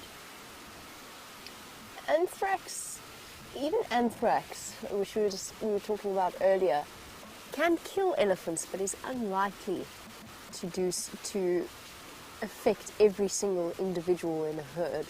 And James, I honestly can't think of anything else that might actually do something similar, or something that could affect each and every single elephant in a herd. It's a very interesting question, and it's one that I don't know the answer to. I can't think of anything personally. I mean, obviously the thing that would be the most likely to wipe out an elephant herd would be drought and a lack of food, starvation, but we're very far away from that possibility at the moment. And this is going to be absolutely stunning, because everywhere I look there are just more and more elephants on their way. Oh, it's this herd with the female and the big slit in her ear. Here we go. We know this is one of the biggest herds that we see. There's a couple of really enormous female elephants and quite a few youngsters in this particular group. So we really are in for a treat. I know that for you guys the ambient sound is not too clear on Maggie the Mahindra. There would plenty of rumblings going on there. Communication from all of the members of the herd. I want to reposition so that we've actually got a good view. I think we can find a really nice spot.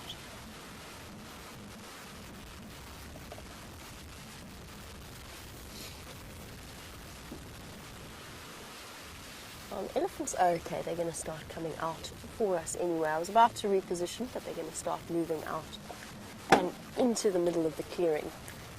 George in Missouri, while we watched these elephants move through, you were wondering whether I've ever seen or heard of an elephant stepping on its own trunk. And the answer is no.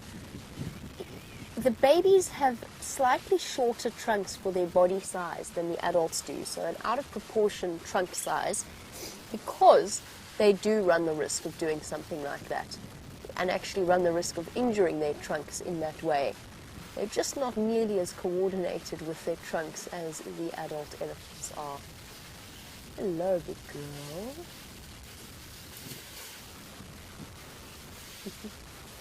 She wants that tree, and she's going to push the male out of the way in order to get it. But George, I've never seen an adult elephant do that. Oh, the little one. You're going to come up onto the termite mound. It is possible physically for an elephant to step and trip over its own trunk, but the likelihood of it is exceptionally low. They have a blind spot underneath their head, but they also have some of the best spatial awareness of any animal in the bush. Possibly almost equivalent to our ability to perceive the space around us. So cute! Head in the air and tail up and dashing about. It's such a special moment to be able to share with all of these elephants, and there are going to be lots and lots of them moving about. I'm just sort of trying to keep my head on a constant rotation to make sure that we don't have another situation like we did at the start of the sunset safari, where I looked in my side mirror and all of a sudden there was an elephant standing right behind the vehicle. Oh, isn't this beautiful? What an absolutely stunning setting. The nice thing is that these elephants don't seem to be in any kind of a rush. You can enjoy them out in the open area of quarantine clearings.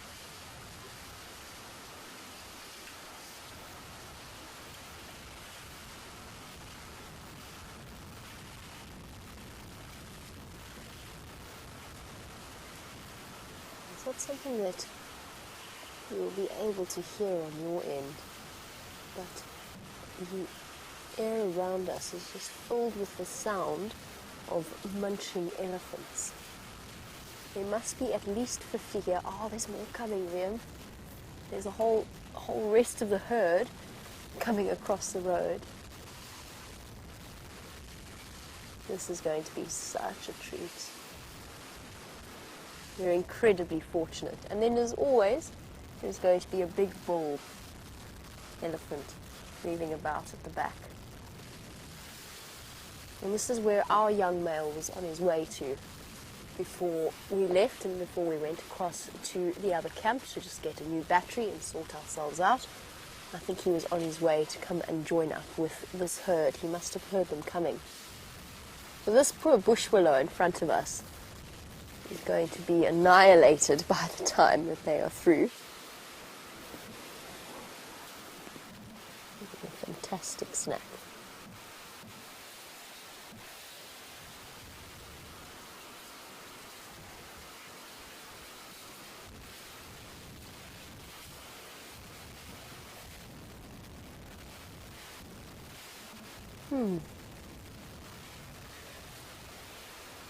Definitely a very peaceful way to come into the second half of our sunset safari.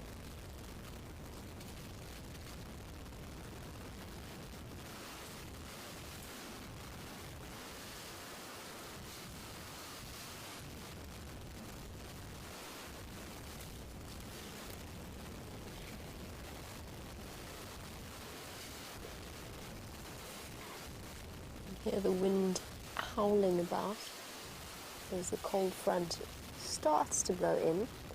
And I think what I do want to do, trying to work out exactly where these elephants are going, because there's just so many elephants all around us. There's a lot of little ones at the back there, a lot of youngsters. And we're just going to try and pick the best possible place to observe them. Oh, there's our young male. He's just entered into the scene. He's come to say hello to everybody.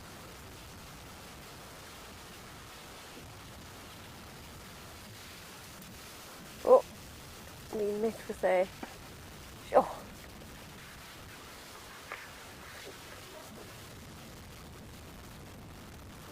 And that, by the way, was a cow, not a bull, that attacked that young male like that. That was a female elephant. That is a female elephant on the right. Oh, and she's just showed him exactly who's boss. Sorry, guys. It's okay. It's not me. Oh.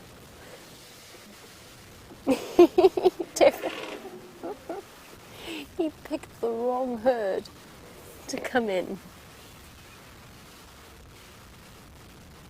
He was not met with a friendly reception there. How awesome was that? That was a female showing a young male who's boss, and then the rest of them continued that. And we got some really fascinating behavior there. Urination straight away from one of the females, one of the pregnant females. She's now making sure that he has got the message. Just keep walking, Buster. Off you go.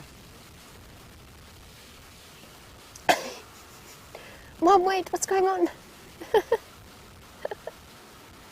I want to join.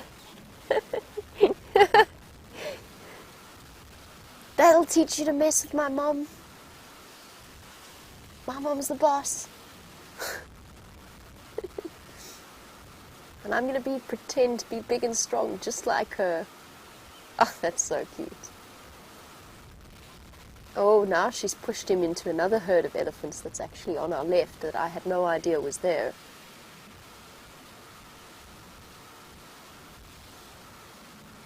Isn't that absolutely phenomenal?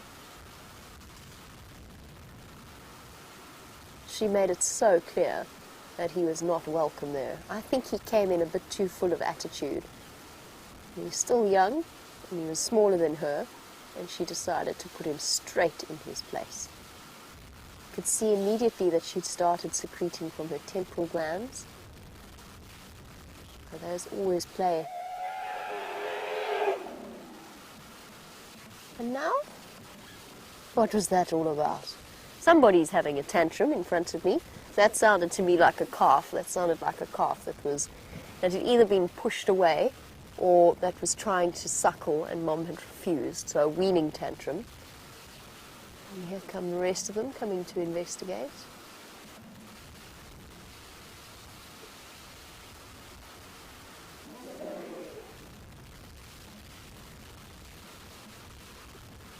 Sounding just like dinosaurs.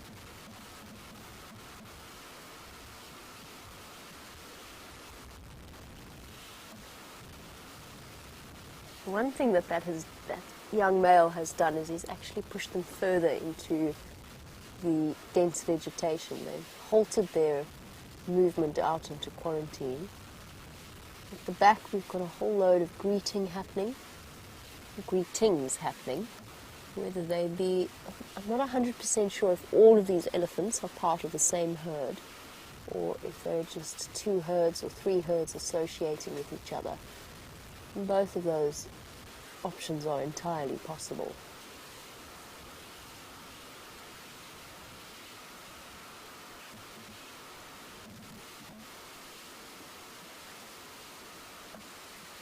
And there we go, slowly moving back out towards quarantine. Come on, guys, don't let that young male bully you. Although I don't think he was doing any of the bullying. And that's why you don't mess with a female elephant. Because when you do, it's not just her that you're going to have to deal with, it's the rest of the herd as well. has that young male found out to his discomfort. Oh, back to the bush willow. Seems as though the elephants are really enjoying that this afternoon.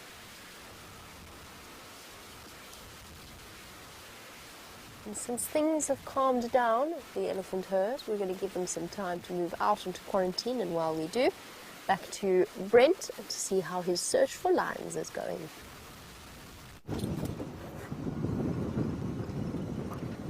So I may or may not have been distracted in my search for lions.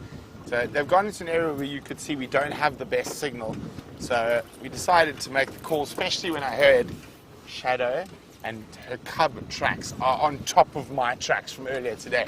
So I'm now zooming into the area to give Shanae and Tristan a hand, and hopefully we'll be able to find them. So we think she's got a kill because she's tracks have come down on top of my tracks, and then they've come back, fetched the cub, and then come back up here, and then gone into one of these little river systems. So what we're going to do is we're going to head down to where the last track is.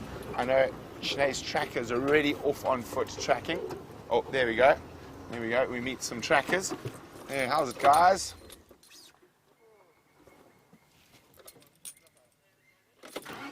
Oh, and I just heard a Franklin alarm calling behind me, so I'm going to go have a quick look.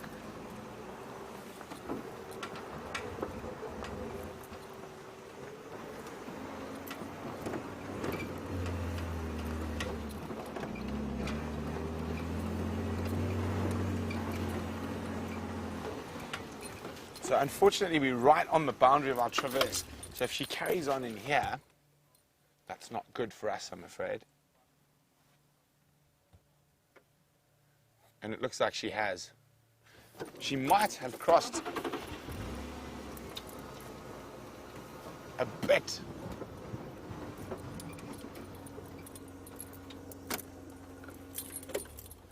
It could be anywhere around here.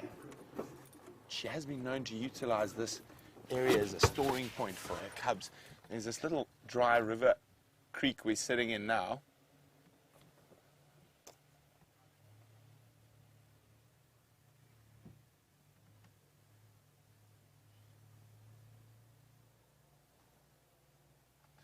So I'm just listening to the Game Drive channel.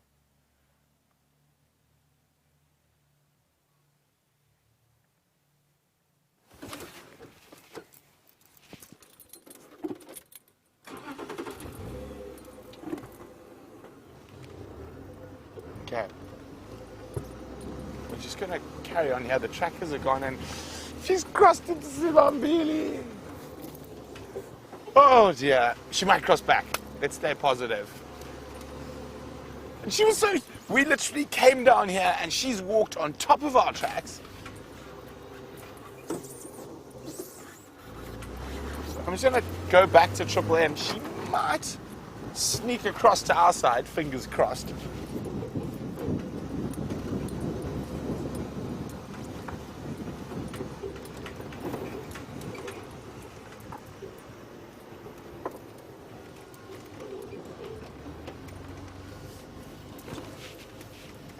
We've already discussed what trees lions like to lie under.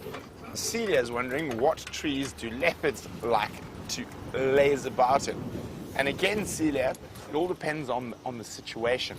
So if they're being chased by a lion, of course the closest tree is always the best tree, but generally they like quite big trees, marulas, jackalberries, also big brown ivory trees. And there's a big brown ivory tree that I've seen Shadow sleeping in before, just up here. So I'm going to go have a look.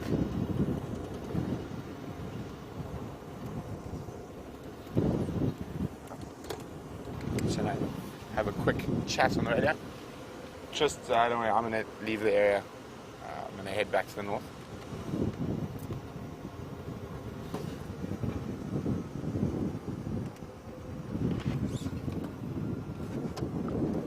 Okay, so this is, I've seen her in this big brown ivory tree before. So, and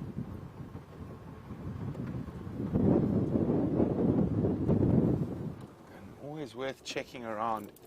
There's a big termite mound. Triple M junction with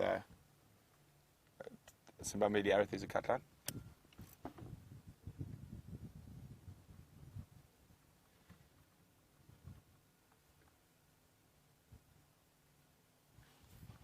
So I'm just listening carefully.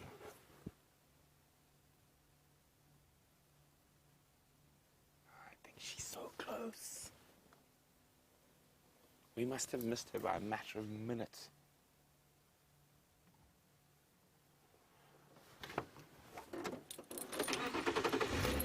We're still being optimistic. We're going to keep checking down Triple M.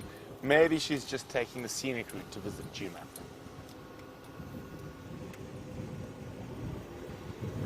I think I might be pushing the optimism a bit far this afternoon.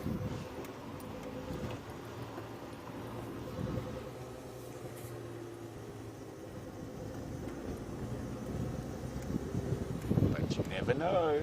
That's the most amazing thing about being out here. I could just spot her through the bush.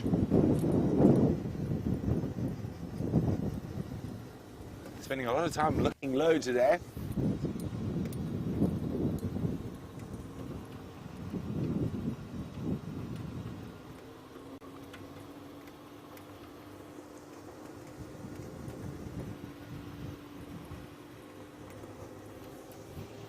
Come on, Scardovier.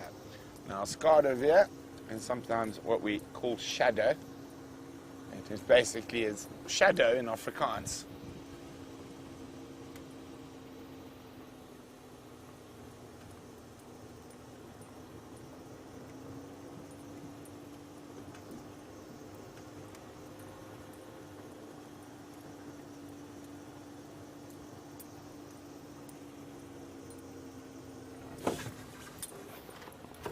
I agree wholeheartedly with Lynn, who says it would be so nice to see Shadow and her cub on drive. I agree, hence my focus into the bush to the west of us.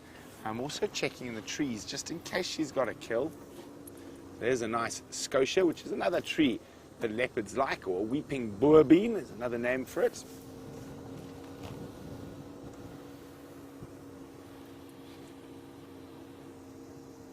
So while we continue to scour and believe that Shadow is going to come visit us, let's go see what Jamie's up to with those ellies.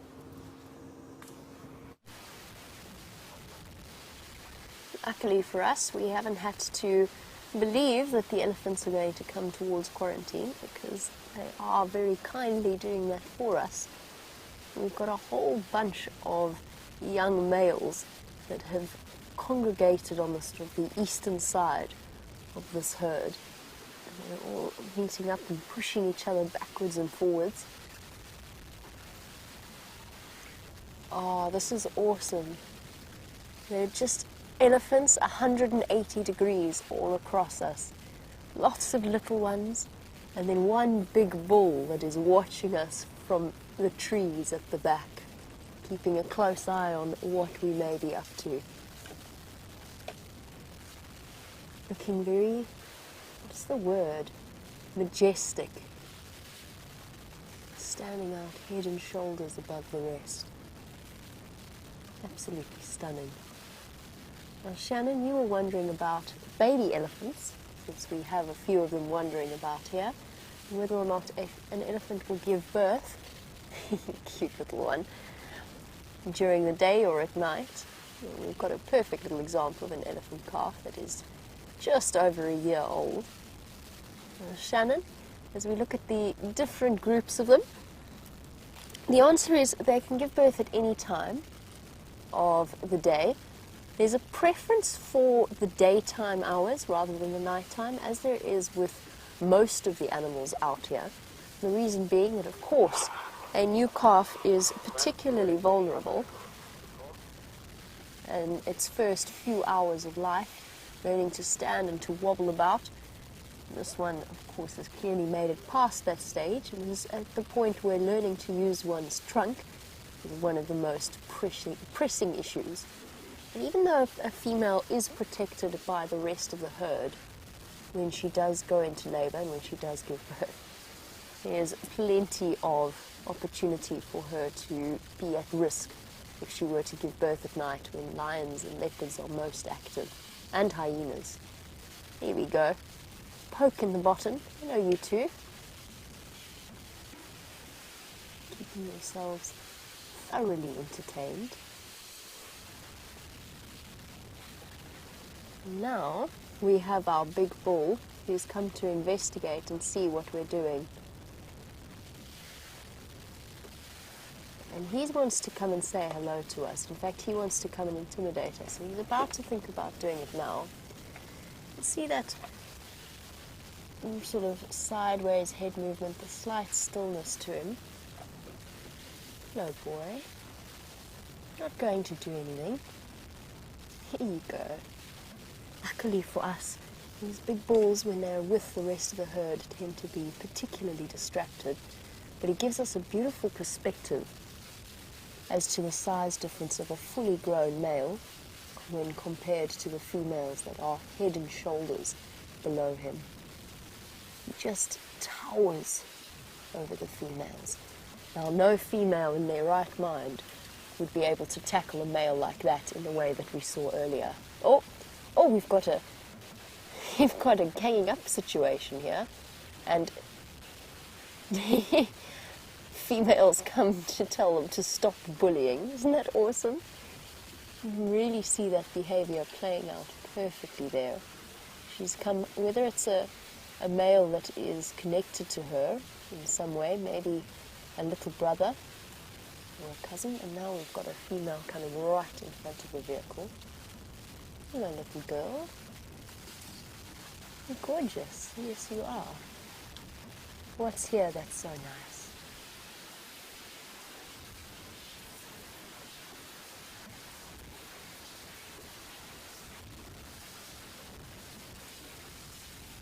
This is so incredible. There are just elephants absolutely everywhere. The female that's just walked past behind is the one with the slit, huge cut in her ear. And I really just don't even know where to look. There's so much going on. There's little calves playing at the back behind them, heading towards Twin Dams Road. A little congregation of friends and cousins, and maybe even buddies from a different herd, from a herd that they are not all related to. Robert, you were wondering, when elephant herds meet, is it always a friendly greeting? And the answer is yes, almost always.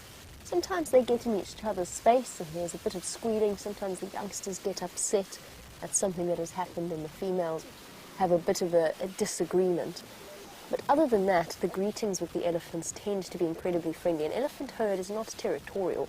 They have a home range, and what you'll find is that in a lot of areas, the excuse me, the elephants in a herd or elephants in different herds might be distantly related, but they will all know each other to some degree. They'll be even if they're not related, they will be on friendly terms with the elephants that they get to see, and you'll often find several different herds grouping together at different times of the year, which I suspect is what we have here.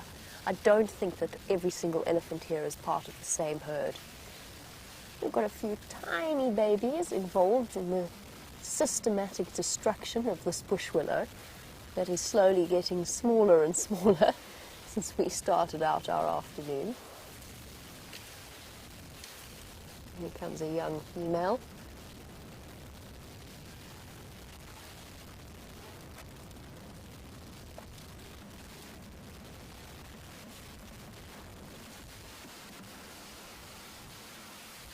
There we go. Another young cow, showing just how comfortable these elephants are with the presence of vehicles, moving right up close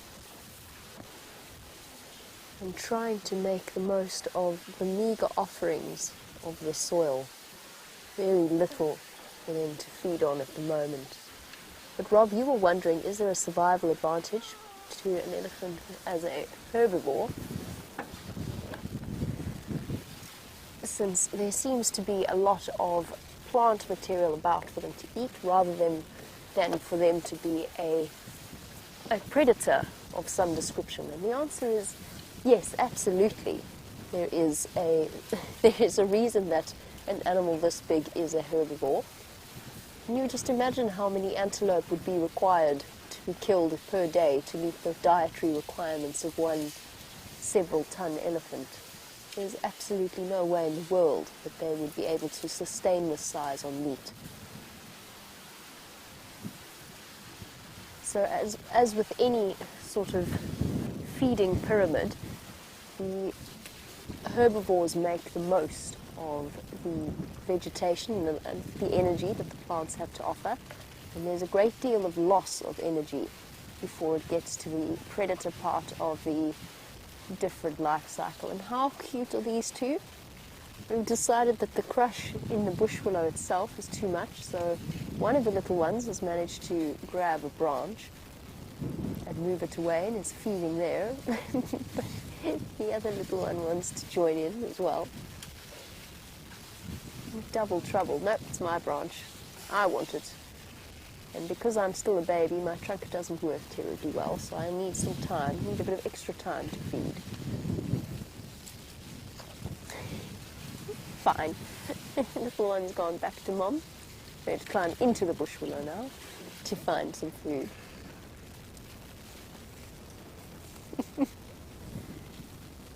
Such a wonderful moment, just surrounded by elephants.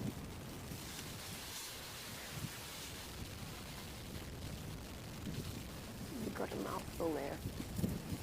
One or two very pregnant females. In fact, I think that this female that we're looking at with her bottom to us, given the width of her abdomen, I would suggest that she is pregnant. Look how wide she is there. And right high up. Elephants carry their pregnancies up towards their spines and their hips. Only sort of right at the end will that pregnancy drop down, will the calf drop down towards the lower abdomen. Oh dear, here he comes. You're going to come and say hello to us, boy? Or are you going to be nice and calm? Don't go bully the little baby with its branch. Here's a size comparison for you. Beautiful old boy. And while we're sitting here, Vim and myself are actually being covered in dust from the elephants that's billowing about us. Oh, look at this. Beautiful.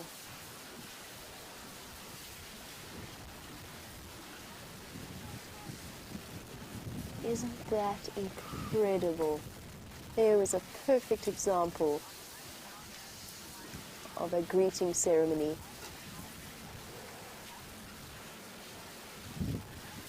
See the way that they both stuck their trunks into each other's mouths for scent purposes, and then the male tested the temporal gland of the female that he went to greet.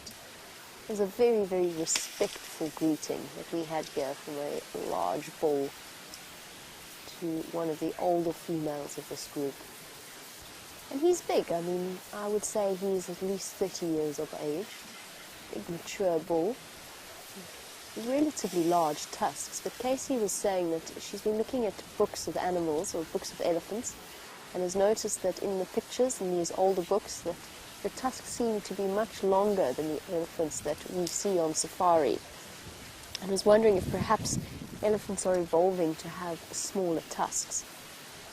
There is a great deal of research that suggests that tuskless elephant and smaller tusked elephants are being selected for due to human-based pressure.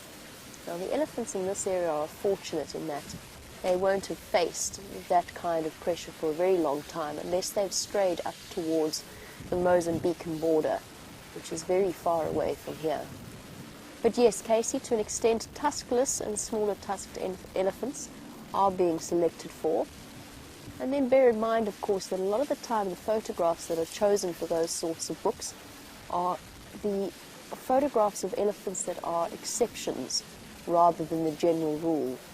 You still get elephants with enormous tusks out here, but they are few and far between, and it's a genetic, it's dictated by genetic circumstance more than anything else. Just like some people have inherited slightly stronger teeth. And the same applies to certain elephants.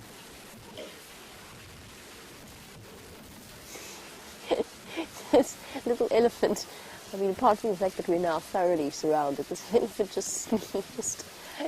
It inhaled so much dust. Look how comfortable it feels with that male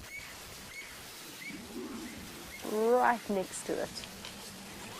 Let me duck down, because there's some action happening on the other side, where it looks like the young bulls have gathered, and there is a bit of trumpeting and a bit of chasing happening there. Angry head toss. I just don't know where to look. There's just so much going on.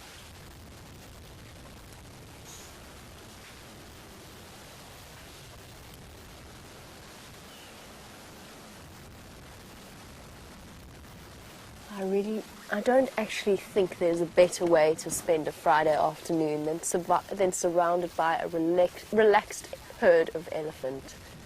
I mean, look how close this little female is.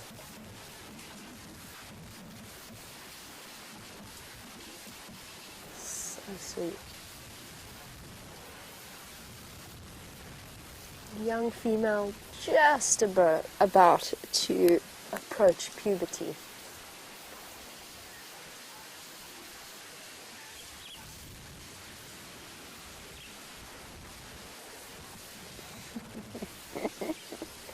Look at these two little mischiefs. The wonderful thing about this sighting is we've been provided with all kinds of vocalizations. And Ellen, in Arkansas, you were wondering whether elephants recognize individual voices or if they just respond to the sounds that other elephants make. Now, my suspicion, Ellen, is that yes, elephants, I certainly know that they can recognize individual people's sounds or people voices. And yes, I think that they do recognize each other's voices. Hello, boy, we've been sitting here the whole time.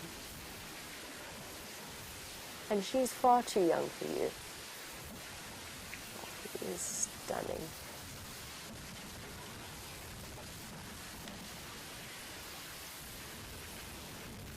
So, Ellen, the answer is I don't think it's been 100% proven that elephants recognize each other's voices.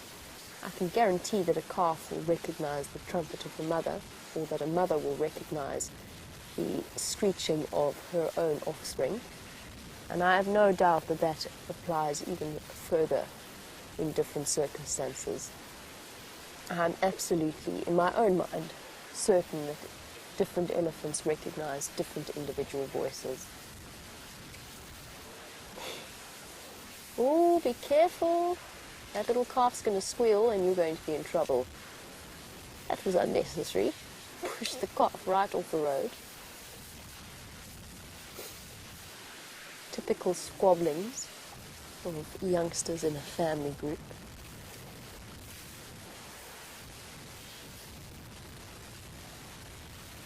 And of course the babies, especially suckling babies, don't need to eat as constantly as the adults do. So there's more time for shenanigans. Time to explore the world, discover what is worth putting in your mouth and what works better as a toy. In this case, dried leaves and a piece of bark. Not all that entertaining. Look at it. You can see how clearly this baby is just exploring its world. It's like a curious toddler. The way that toddlers always grab things, pick them up and put them in their mouths to investigate. This is you're gonna spin sticks now. It's exactly what this little elephant's doing. And learning all the time. Constant process. Oh, I've got an itchy ankle now. There we go.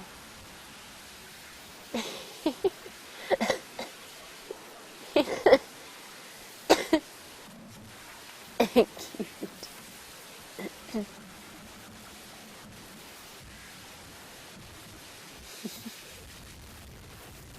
practicing that coordination. And girl, now that you're kicking dust up, you are kicking it up all over Veerle and myself, just so you know. Every time she kicks the dirt in front of her to uproot some grass, we get these clouds of dust billowing across us. It's amazing. And while we're watching the little baby, Gracie, who is 8 years old, and I know that she absolutely loves elephants, you were wondering what happens when the boys' elephants or the older elephants are mean to the baby. Well, Gracie, the wonderful thing is that the mom and the baby's aunts and the baby's older sisters, they will all come rushing in to defend the little one. And they will make sure that the other elephants can't be mean to it at all. So a baby elephant is not on its own, it's not without protection. And the females, if they need to, even though they're smaller than the males, if they need to, they can all group together in one group and chase away any males that are causing trouble or being naughty. Like these elephants at the back. Young bulls siphoning off some energy, clashing together.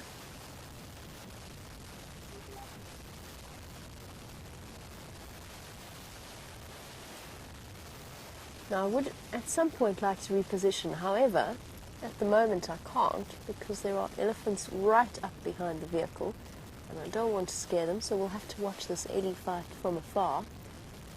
The dust clouds billowing.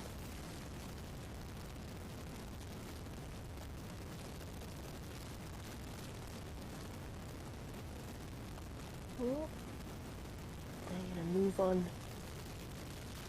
They're going to be backwards and forwards, I think. There's actually quite a serious scuffle happening at the back.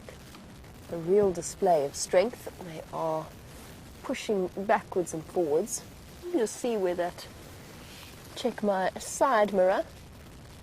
Okay, the female's moved out of the way a little bit, so we'll be able to reposition. While we do, let's head across to Brent for an update.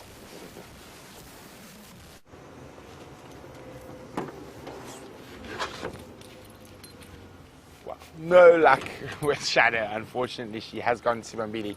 Doesn't seem like they'll find her, but I'm pretty sure they're going to find her on a kill tomorrow, which is great for the little one. It's got some food.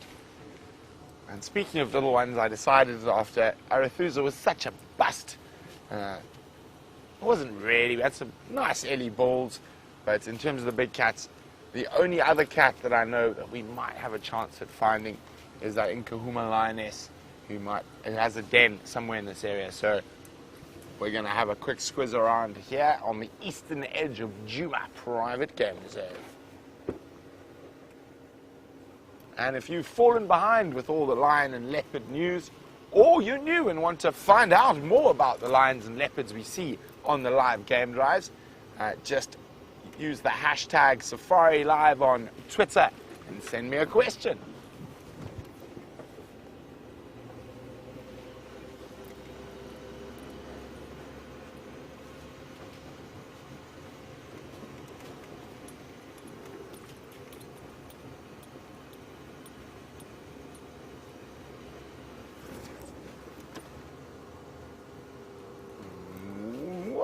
Okay. Now I'm trying to think where to next. There's a lovely view here. Let's take a moment to decide where to go next while we gaze across this glorious landscape. And there's actually a tree in that dead, a tree in that dead bird. A bird in that dead tree is what the words I was looking for. So if we see, let's have a look. You can just see the silhouette. Now, there we go. Now let's see how good our birders are. Who can identify that bird from its silhouette? If you know what bird that is, please use the hashtag SafariLIVE on Twitter and let me know. Let's see how good your birding is. If you can identify a bird by a silhouette. That's quite a pretty picture. I think I might take a photograph. I hope you guys are also getting some wonderful screenshots of that. Oh, no, you naughty bird. Murphy's Law. All I got was a disappearing bird. There we go. Now that might... Here we go. Disappearing. Almost looks upside down. There you go. Murphy's Law, one of those things that happens.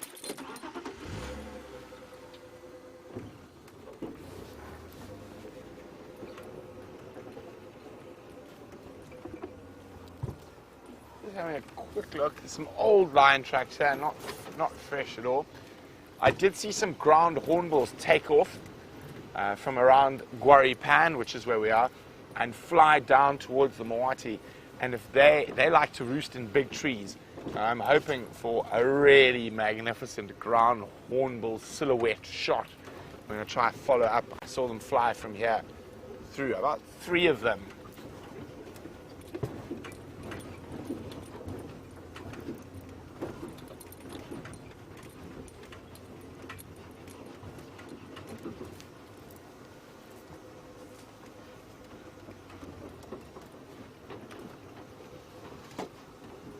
Yep, hello, water bucks.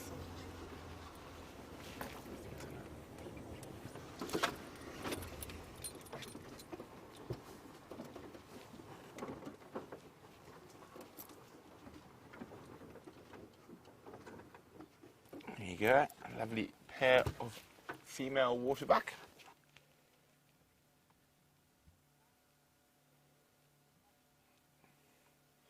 Well, I'm definitely going to have to make the birds a bit more difficult. Well done to Robin and James Richard. Spot on the money.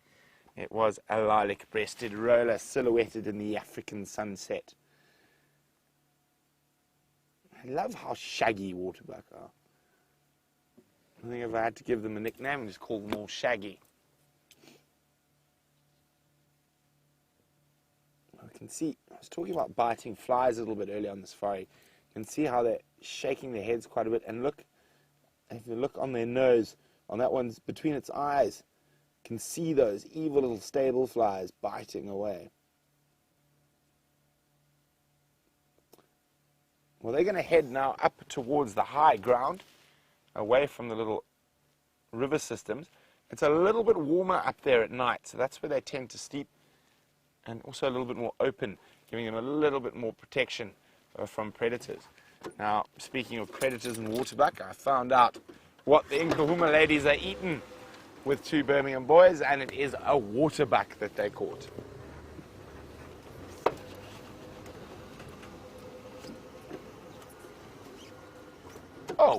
Oh, look what we have here around the corner. And we've got some elephants.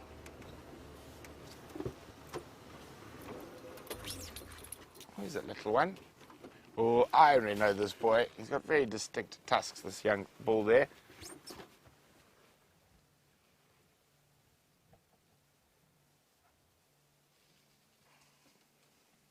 Hello, little man. And I think we're about to be stalked. There's a little bull to the right. Young bull. I'm just going to move forward a little bit.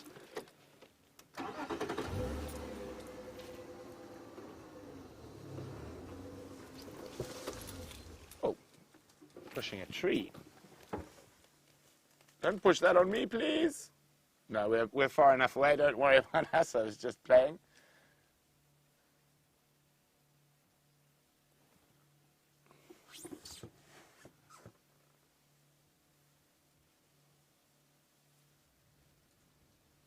It doesn't look like she wants to push it down anymore.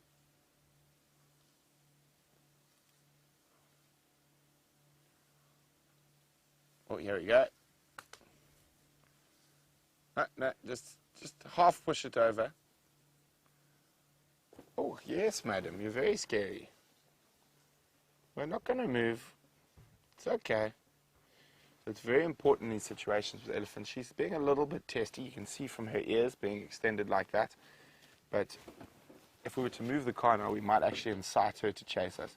I'm going to sit nice and calm, and you notice I keep talking in a very even voice, and that does help to relax them. But if I do need to, I know I can tap the vehicle and raise my voice, which will generally work in keeping her away.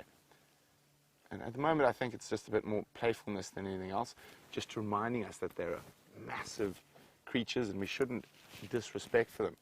And that's one of the most important things in the bush, is the moment you lose your respect, I mean, you get a bit of complacency around these animals, is the moment an accident can happen. Hey, big girl. We're watching you.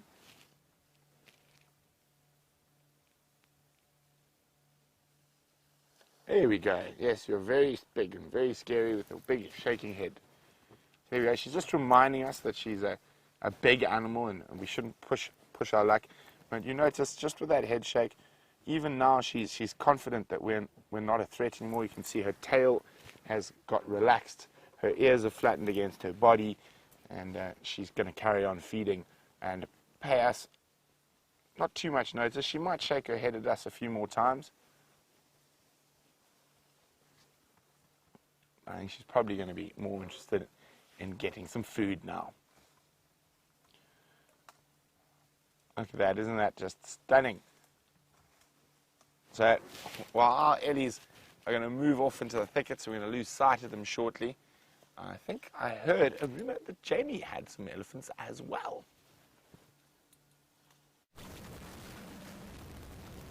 I do indeed have elephants, although it is getting a little bit too dark for us to see them. We're just going to enjoy the last few moments in peace, watching them rest and relax and munch away on grass. This is the bachelor herd.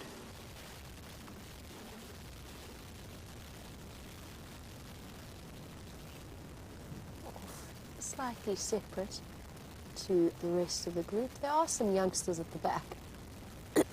So I think the rest of the breeding herd moving about in that area. And one very large bull is keeping an eye on things and making sure that the shenanigans of the younger bulls don't get too out of hand. They've relaxed now, not too much fighting going on. But tonight I'm going to be going to bed. In fact, we're all going to be going to bed, accompanied by the sounds of elephants softly feeding outside the window. It's a wonderful sound because you get the rustling of the bushes. Oh, bit of unhappiness there. I don't know what that was about. But you get the sound of the rustling of the bushes and the trees and twigs scraping against the elephant's skins. Also, the flapping of their ears against the sides of their bodies.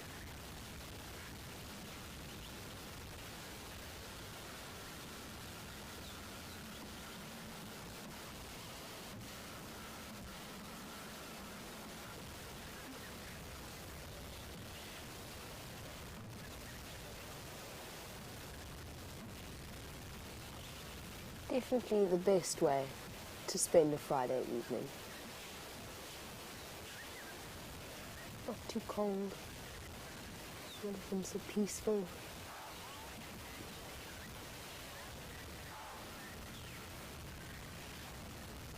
I'm just listening to the sounds of impala off in the distance, but I think it's rutting sounds still, right at the end of their rutting period. So nothing for us to go rushing off to look at. And our beard, we spent so much time with this particular herd, you were wondering if the guides get to recognize individual elephant herds or if they move through an area too often for that to happen. The answer is yes, absolutely. We recognize individual elephant herds, and we also learn to recognize individual elephant bulls. So, for example, when we started out this sighting, there's just elephants everywhere. There's one trumpeting way off in the distance. When we started off this elephant sighting, there's one female with a very clear, huge triangle cut out of her ear, and that's how I always recognize this herd. And I know that it is a particularly large herd since I've seen this enormous group of elephants together before. We've got the backwards facing tusked elephant, Fang's herd. We've got the short trunked elephant, the snared trunk female and her little herd. So yes, we do get to recognize the individual groups because they do, whilst they can cover enormous areas, elephants do move about in a home range. They quite often return to regular spots that they know and that they enjoy and feel comfortable in. The bulls are a slightly different story. We get to know individuals for a period of time. We might see them for a couple of weeks, if we're lucky a couple of months, before they move off and they disappear completely and we get a whole brand new batch of elephants in. And sometimes they come and go and we never ever see them again, like that elephant with the broken tusks that Liam and myself had come right up to the vehicle. He was in a particularly upset mood and he covered us in dirt and in saliva and trunk secretions all over the camera, all over Liam, all over myself. I've never seen him again. I think Shanae did see him once, so Shanae from Coral, she had an encounter with him, and then after that he just disappeared. Occasionally they do come and then just disappear completely, as they are going to do now, unfortunately, as darkness descends. I think this will be our last few moments spent with the elephants. Excuse me, they've kicked up so much dust, it's all gone into my lungs, and I'm now hacking away and coughing and sneezing. One lone bull off on the western fringes of quarantine clearing.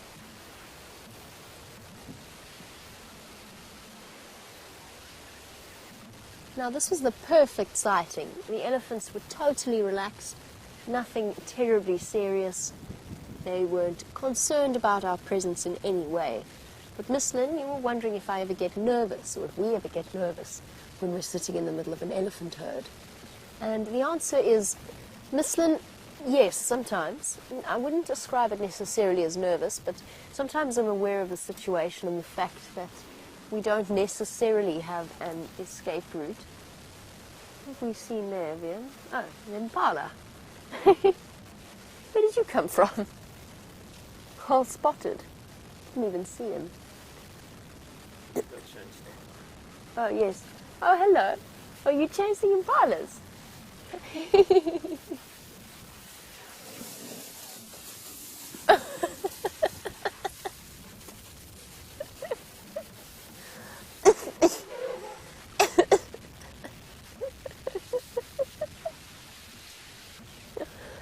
And now? That was very entertaining. Thank you for all of that dust. I really, really appreciated that. It was very well spotted on Vian's part. Obviously, the impala was chased and the little elephant decided it was going to come and try and chase us as well. But not even brave enough to stop at that point. He just came sprinting straight past the front of the vehicle and on to the comfort of the rest of the herd. Highly entertaining. Can guarantee that was a male. That was definitely a male calf. There's no female calf in the world that would have done that. There's just that incredible difference in their personalities and their characters and their behavior, even at such an early age.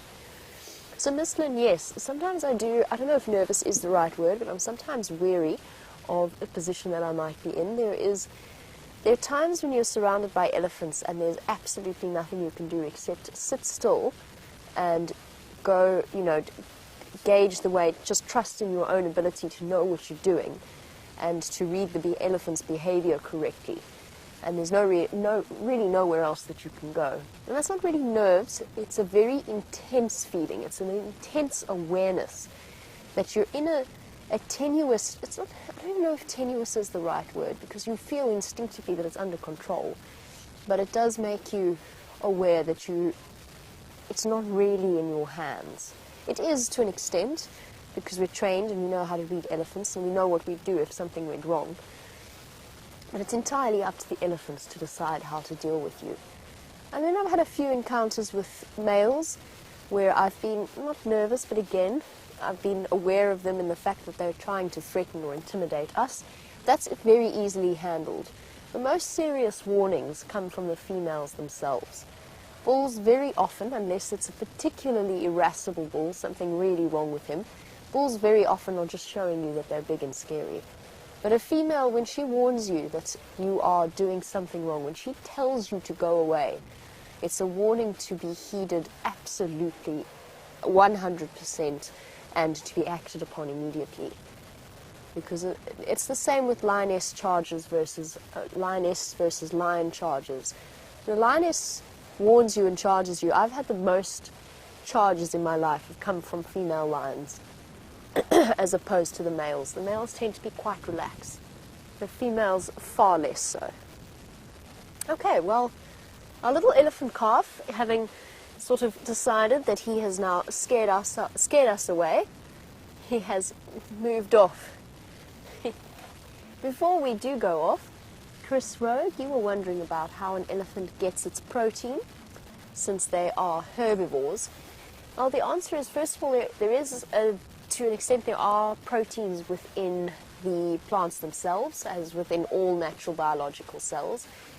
The root systems of plants also play a very important part, so the legumes and the seeds and so on that they eat, those have the proteins of the nitrogen-fixing bacteria, the rhizomes on the plant's roots, that form a very important part of their diet.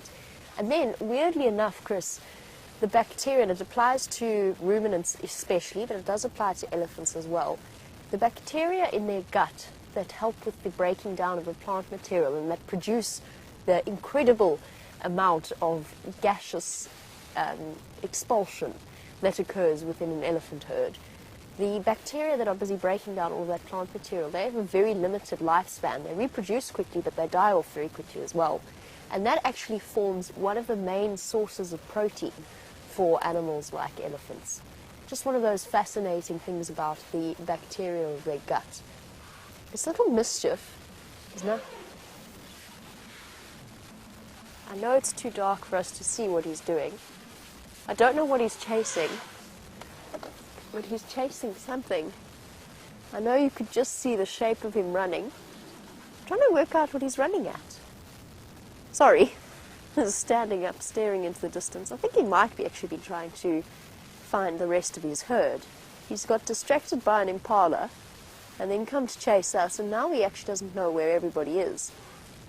Oh no! He's so distressed. He's sweeping his head backwards and forwards, trumpeting. Oh, shame, baby. They went that way. Shame. I know it's really difficult for you to see, so I'm going to reposition. But unfortunately, again, I think it's just too dark. And obviously, I don't want to scare him further, although that little one, with all of his attitude... Is he chasing us? You little mischief! You naughty little boy!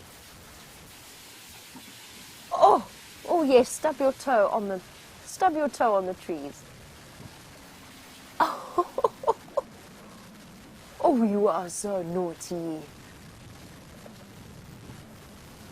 Trying to drive away, and he came sprinting up behind us. You little monkey. Oh, you are so naughty. Your herd's that way. Go find them. Little brat.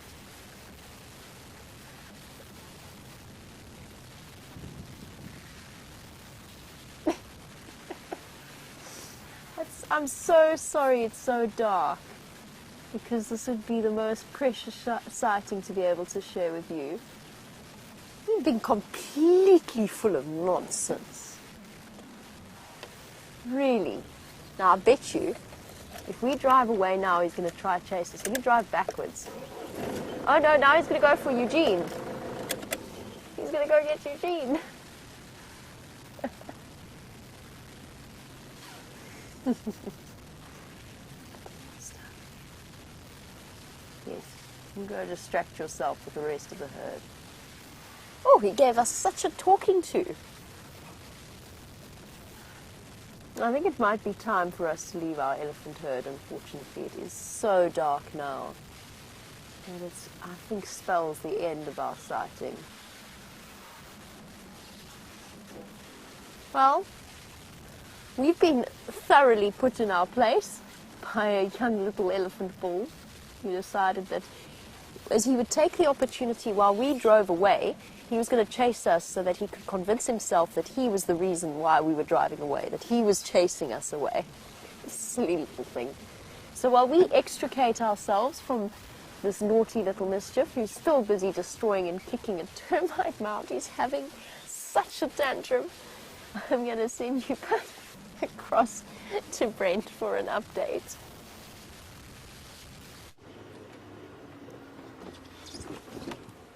So, sunset, and we're now in search of any little nocturnal critters that might be about. Bush babies. I'm hoping for a civet, really hoping for that maybe we'll get lucky and see one of the small cats. That would be amazing.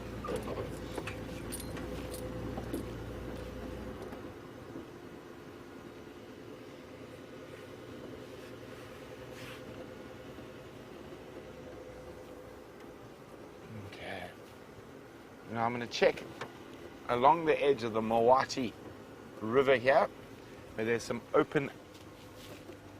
That's quite strange. What happened there? Something kicked up some sand. I just saw a bit of dust pop out of the bush. Didn't see what it was from though.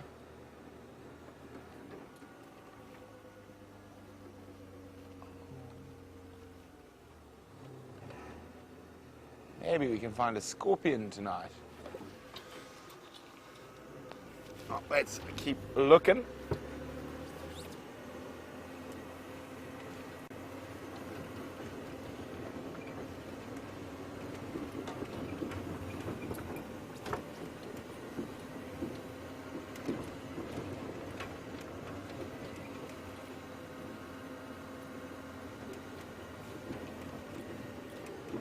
So 75% of your more interesting smaller mammals only come out at night.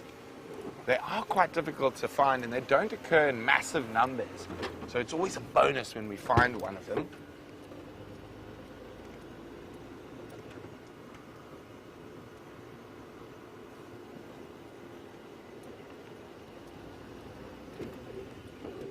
You can see Juma taking the opportunity to do some road repairs while the drought is on before the next big rains.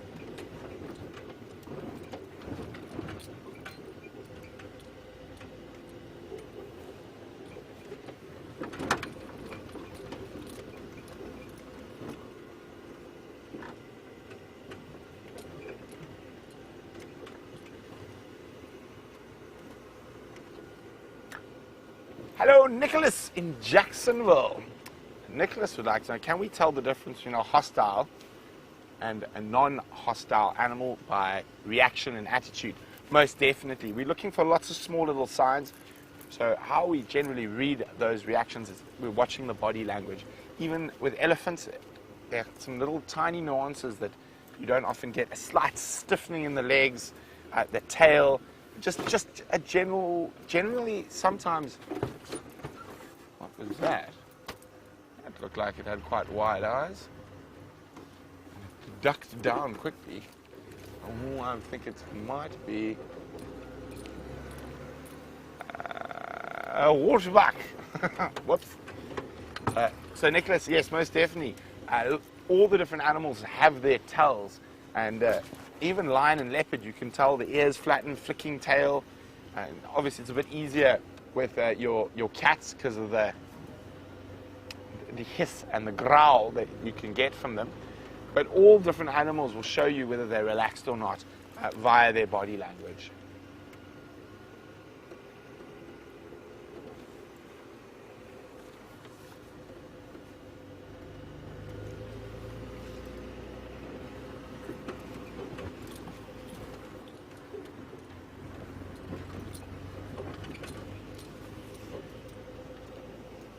Now, one of those interesting nocturnal mammals that has eluded me so far is a porcupine. And Aaron in New Zealand said a porcupine would be good. I agree. I'd love to see a porcupig. Now, of course, they are the largest rodent we get in Africa, the porcupine. We find their quills often on the road. We see their tracks, but we don't often see them.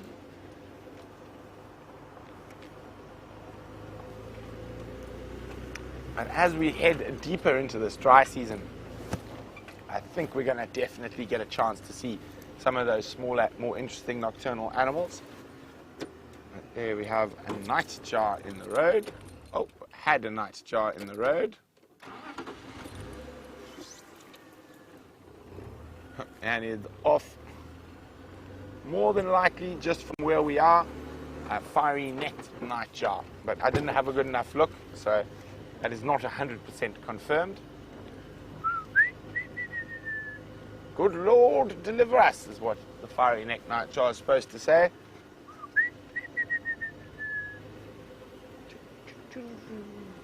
One of the quintessential sounds of the African bushveld. Now, if you watch lots of movies, I found it incredibly funny. Hollywood seems to have endless supplies of audio tracks on their books, so to speak.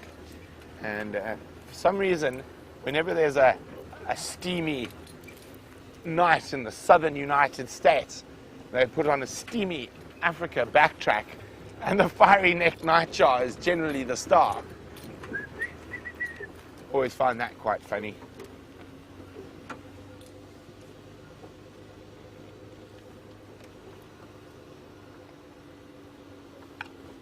There's a little... Oh, it's gonna go.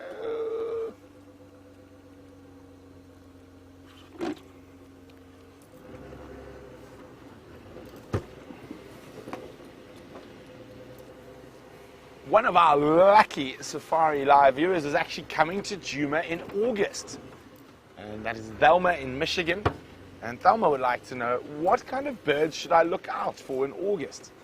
Well, it's probably going to be about the same sort of birds we see now, as not quite, just quite before the migrants arrive. The migrants normally arrive November, maybe maybe October, late October, but early November normally. So the birding will be pretty much similar to what we're seeing at the moment. But it's always good to look out for martial eagles and all the vulture species and the cisticulars that are sometimes very difficult to put on camera, and all the little birds. But I'm sure you'll see a plethora of feathered friends, Thelma.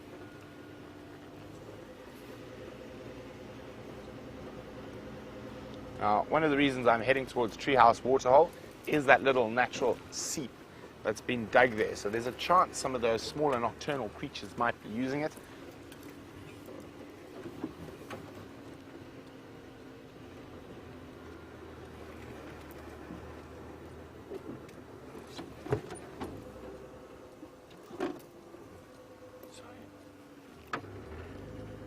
So I'm just listening to the game drive quickly. There's a leopard calling, unfortunately, quite far from where we are.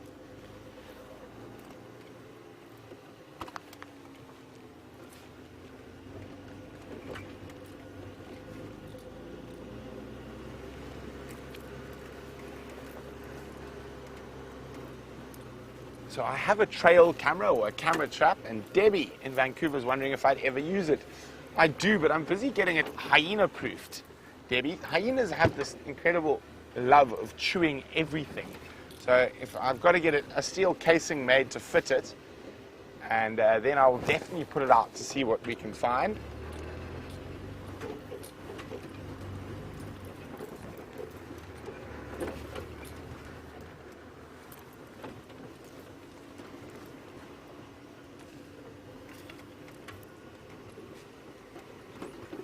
Okay, we're coming up that little... those little seeps. Nothing around them yet. I have found porcupine tracks going into these little spots that the elephants have dug to drink around the Treehouse Waterhole.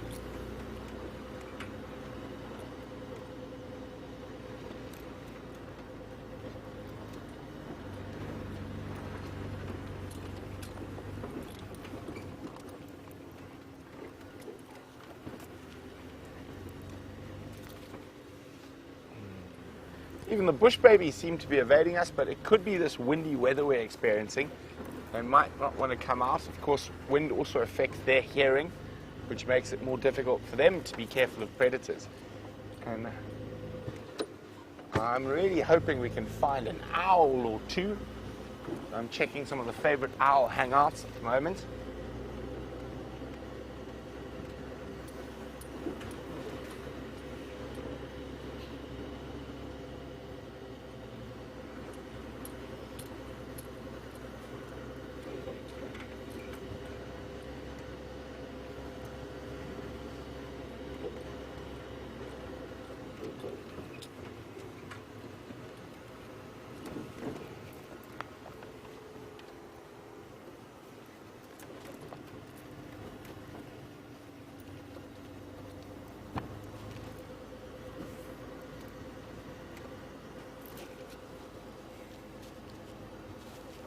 Now we're speaking about owls, which are a bird of prey, and Rick's wondering how many different species of owls occur in the reserve. Oh, not owls, birds of prey.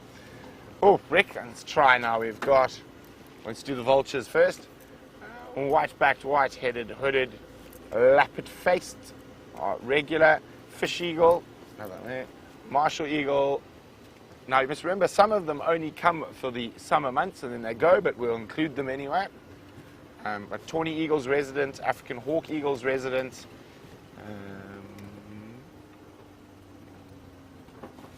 Let's check down the road.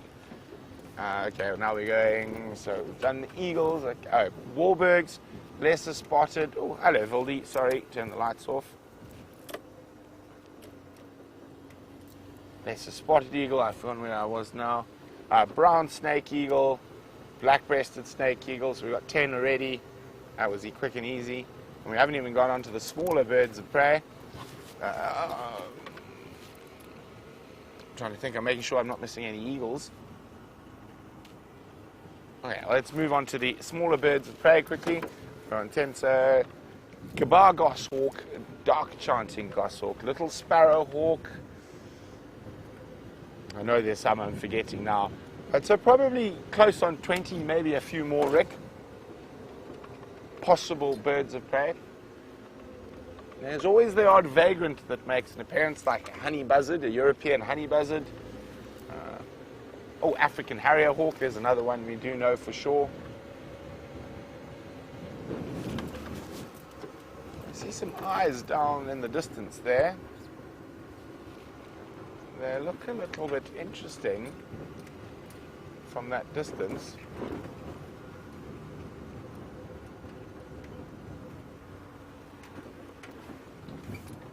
What? Oh, it's is it?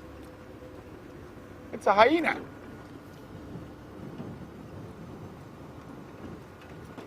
Hello, Howard. I feel like I haven't seen them in an age. There we go. So my nickname for all hyenas is Howard. Howard Hyena. Howard the Hyena. So out on the nightly patrol. See how it lifts its nose up to the air every now and then, catching a whiff, see if there's any carrion around.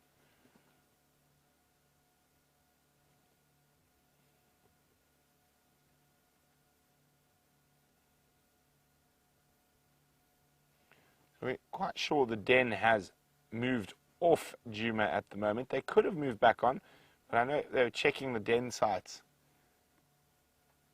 earlier today. Oops, sorry, my hat was in the way. But this one's just come out of the old den site at Philemon's Dip, but it's dark, so I'm not going to go check the hyena den after dark, but I might definitely go have a look there in the morning. How it is disappeared into the skava. Now, who knows what a skava is? There's a Shangaan word for the day. Skava is a dry riverbed or a drainage line, or a donga is another very South Africanism for it, but in Shangaan it is a skava. And a skavanin is a little one. See if we can catch one last glimpse of this hyena might pop through on the other side of the skava.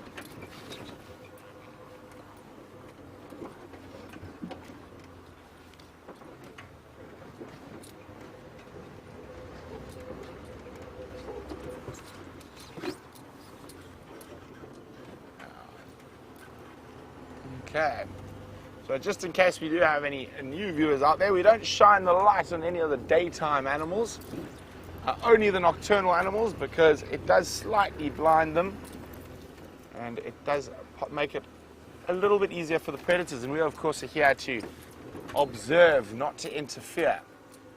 And unfortunately I don't think I'm going to be able to see that hyena move deeper into these thickets here. Try one more time through one of these gaps. Nope. Well, at least we saw one animal with spots.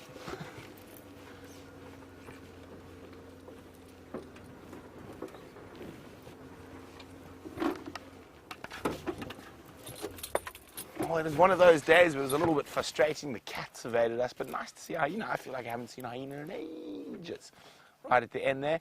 And I think a really good first day for Gerard on the back, so thanks. And thanks for joining us. And, well, we'll see you in a few short hours for the sunrise safari. Exciting times. Hopefully we'll have a bit more luck with the big cats then. Let's go back to Jamie for the last few moments of the show.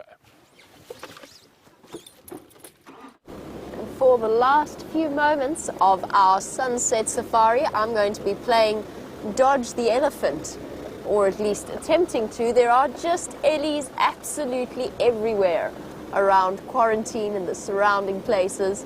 Getting home after dinner might be an interesting experience all of its own, but I'm so glad that we got to spend an entire afternoon with a very special herd of elephants. Just to keep you updated, our little elephant bull, our very cheeky, very naughty little elephant bull, decided that he wanted to try and chase us when we left again. Sorry, what is in there? Liam, I'm going to need you for this one. Can you see where I was looking? Yes. You've got him. It's got to be a bush baby. Eyes look so yellow though. Where'd he go? Oh, there he is. Is it a bush baby?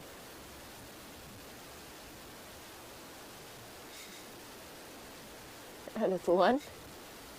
What a nice way to end off our sunset safari. Bush baby peering at us through the leaves. Except that he's gone now, somewhere, I think. Can you still see him, Liam? I think he's looking the other way. Looking the other way.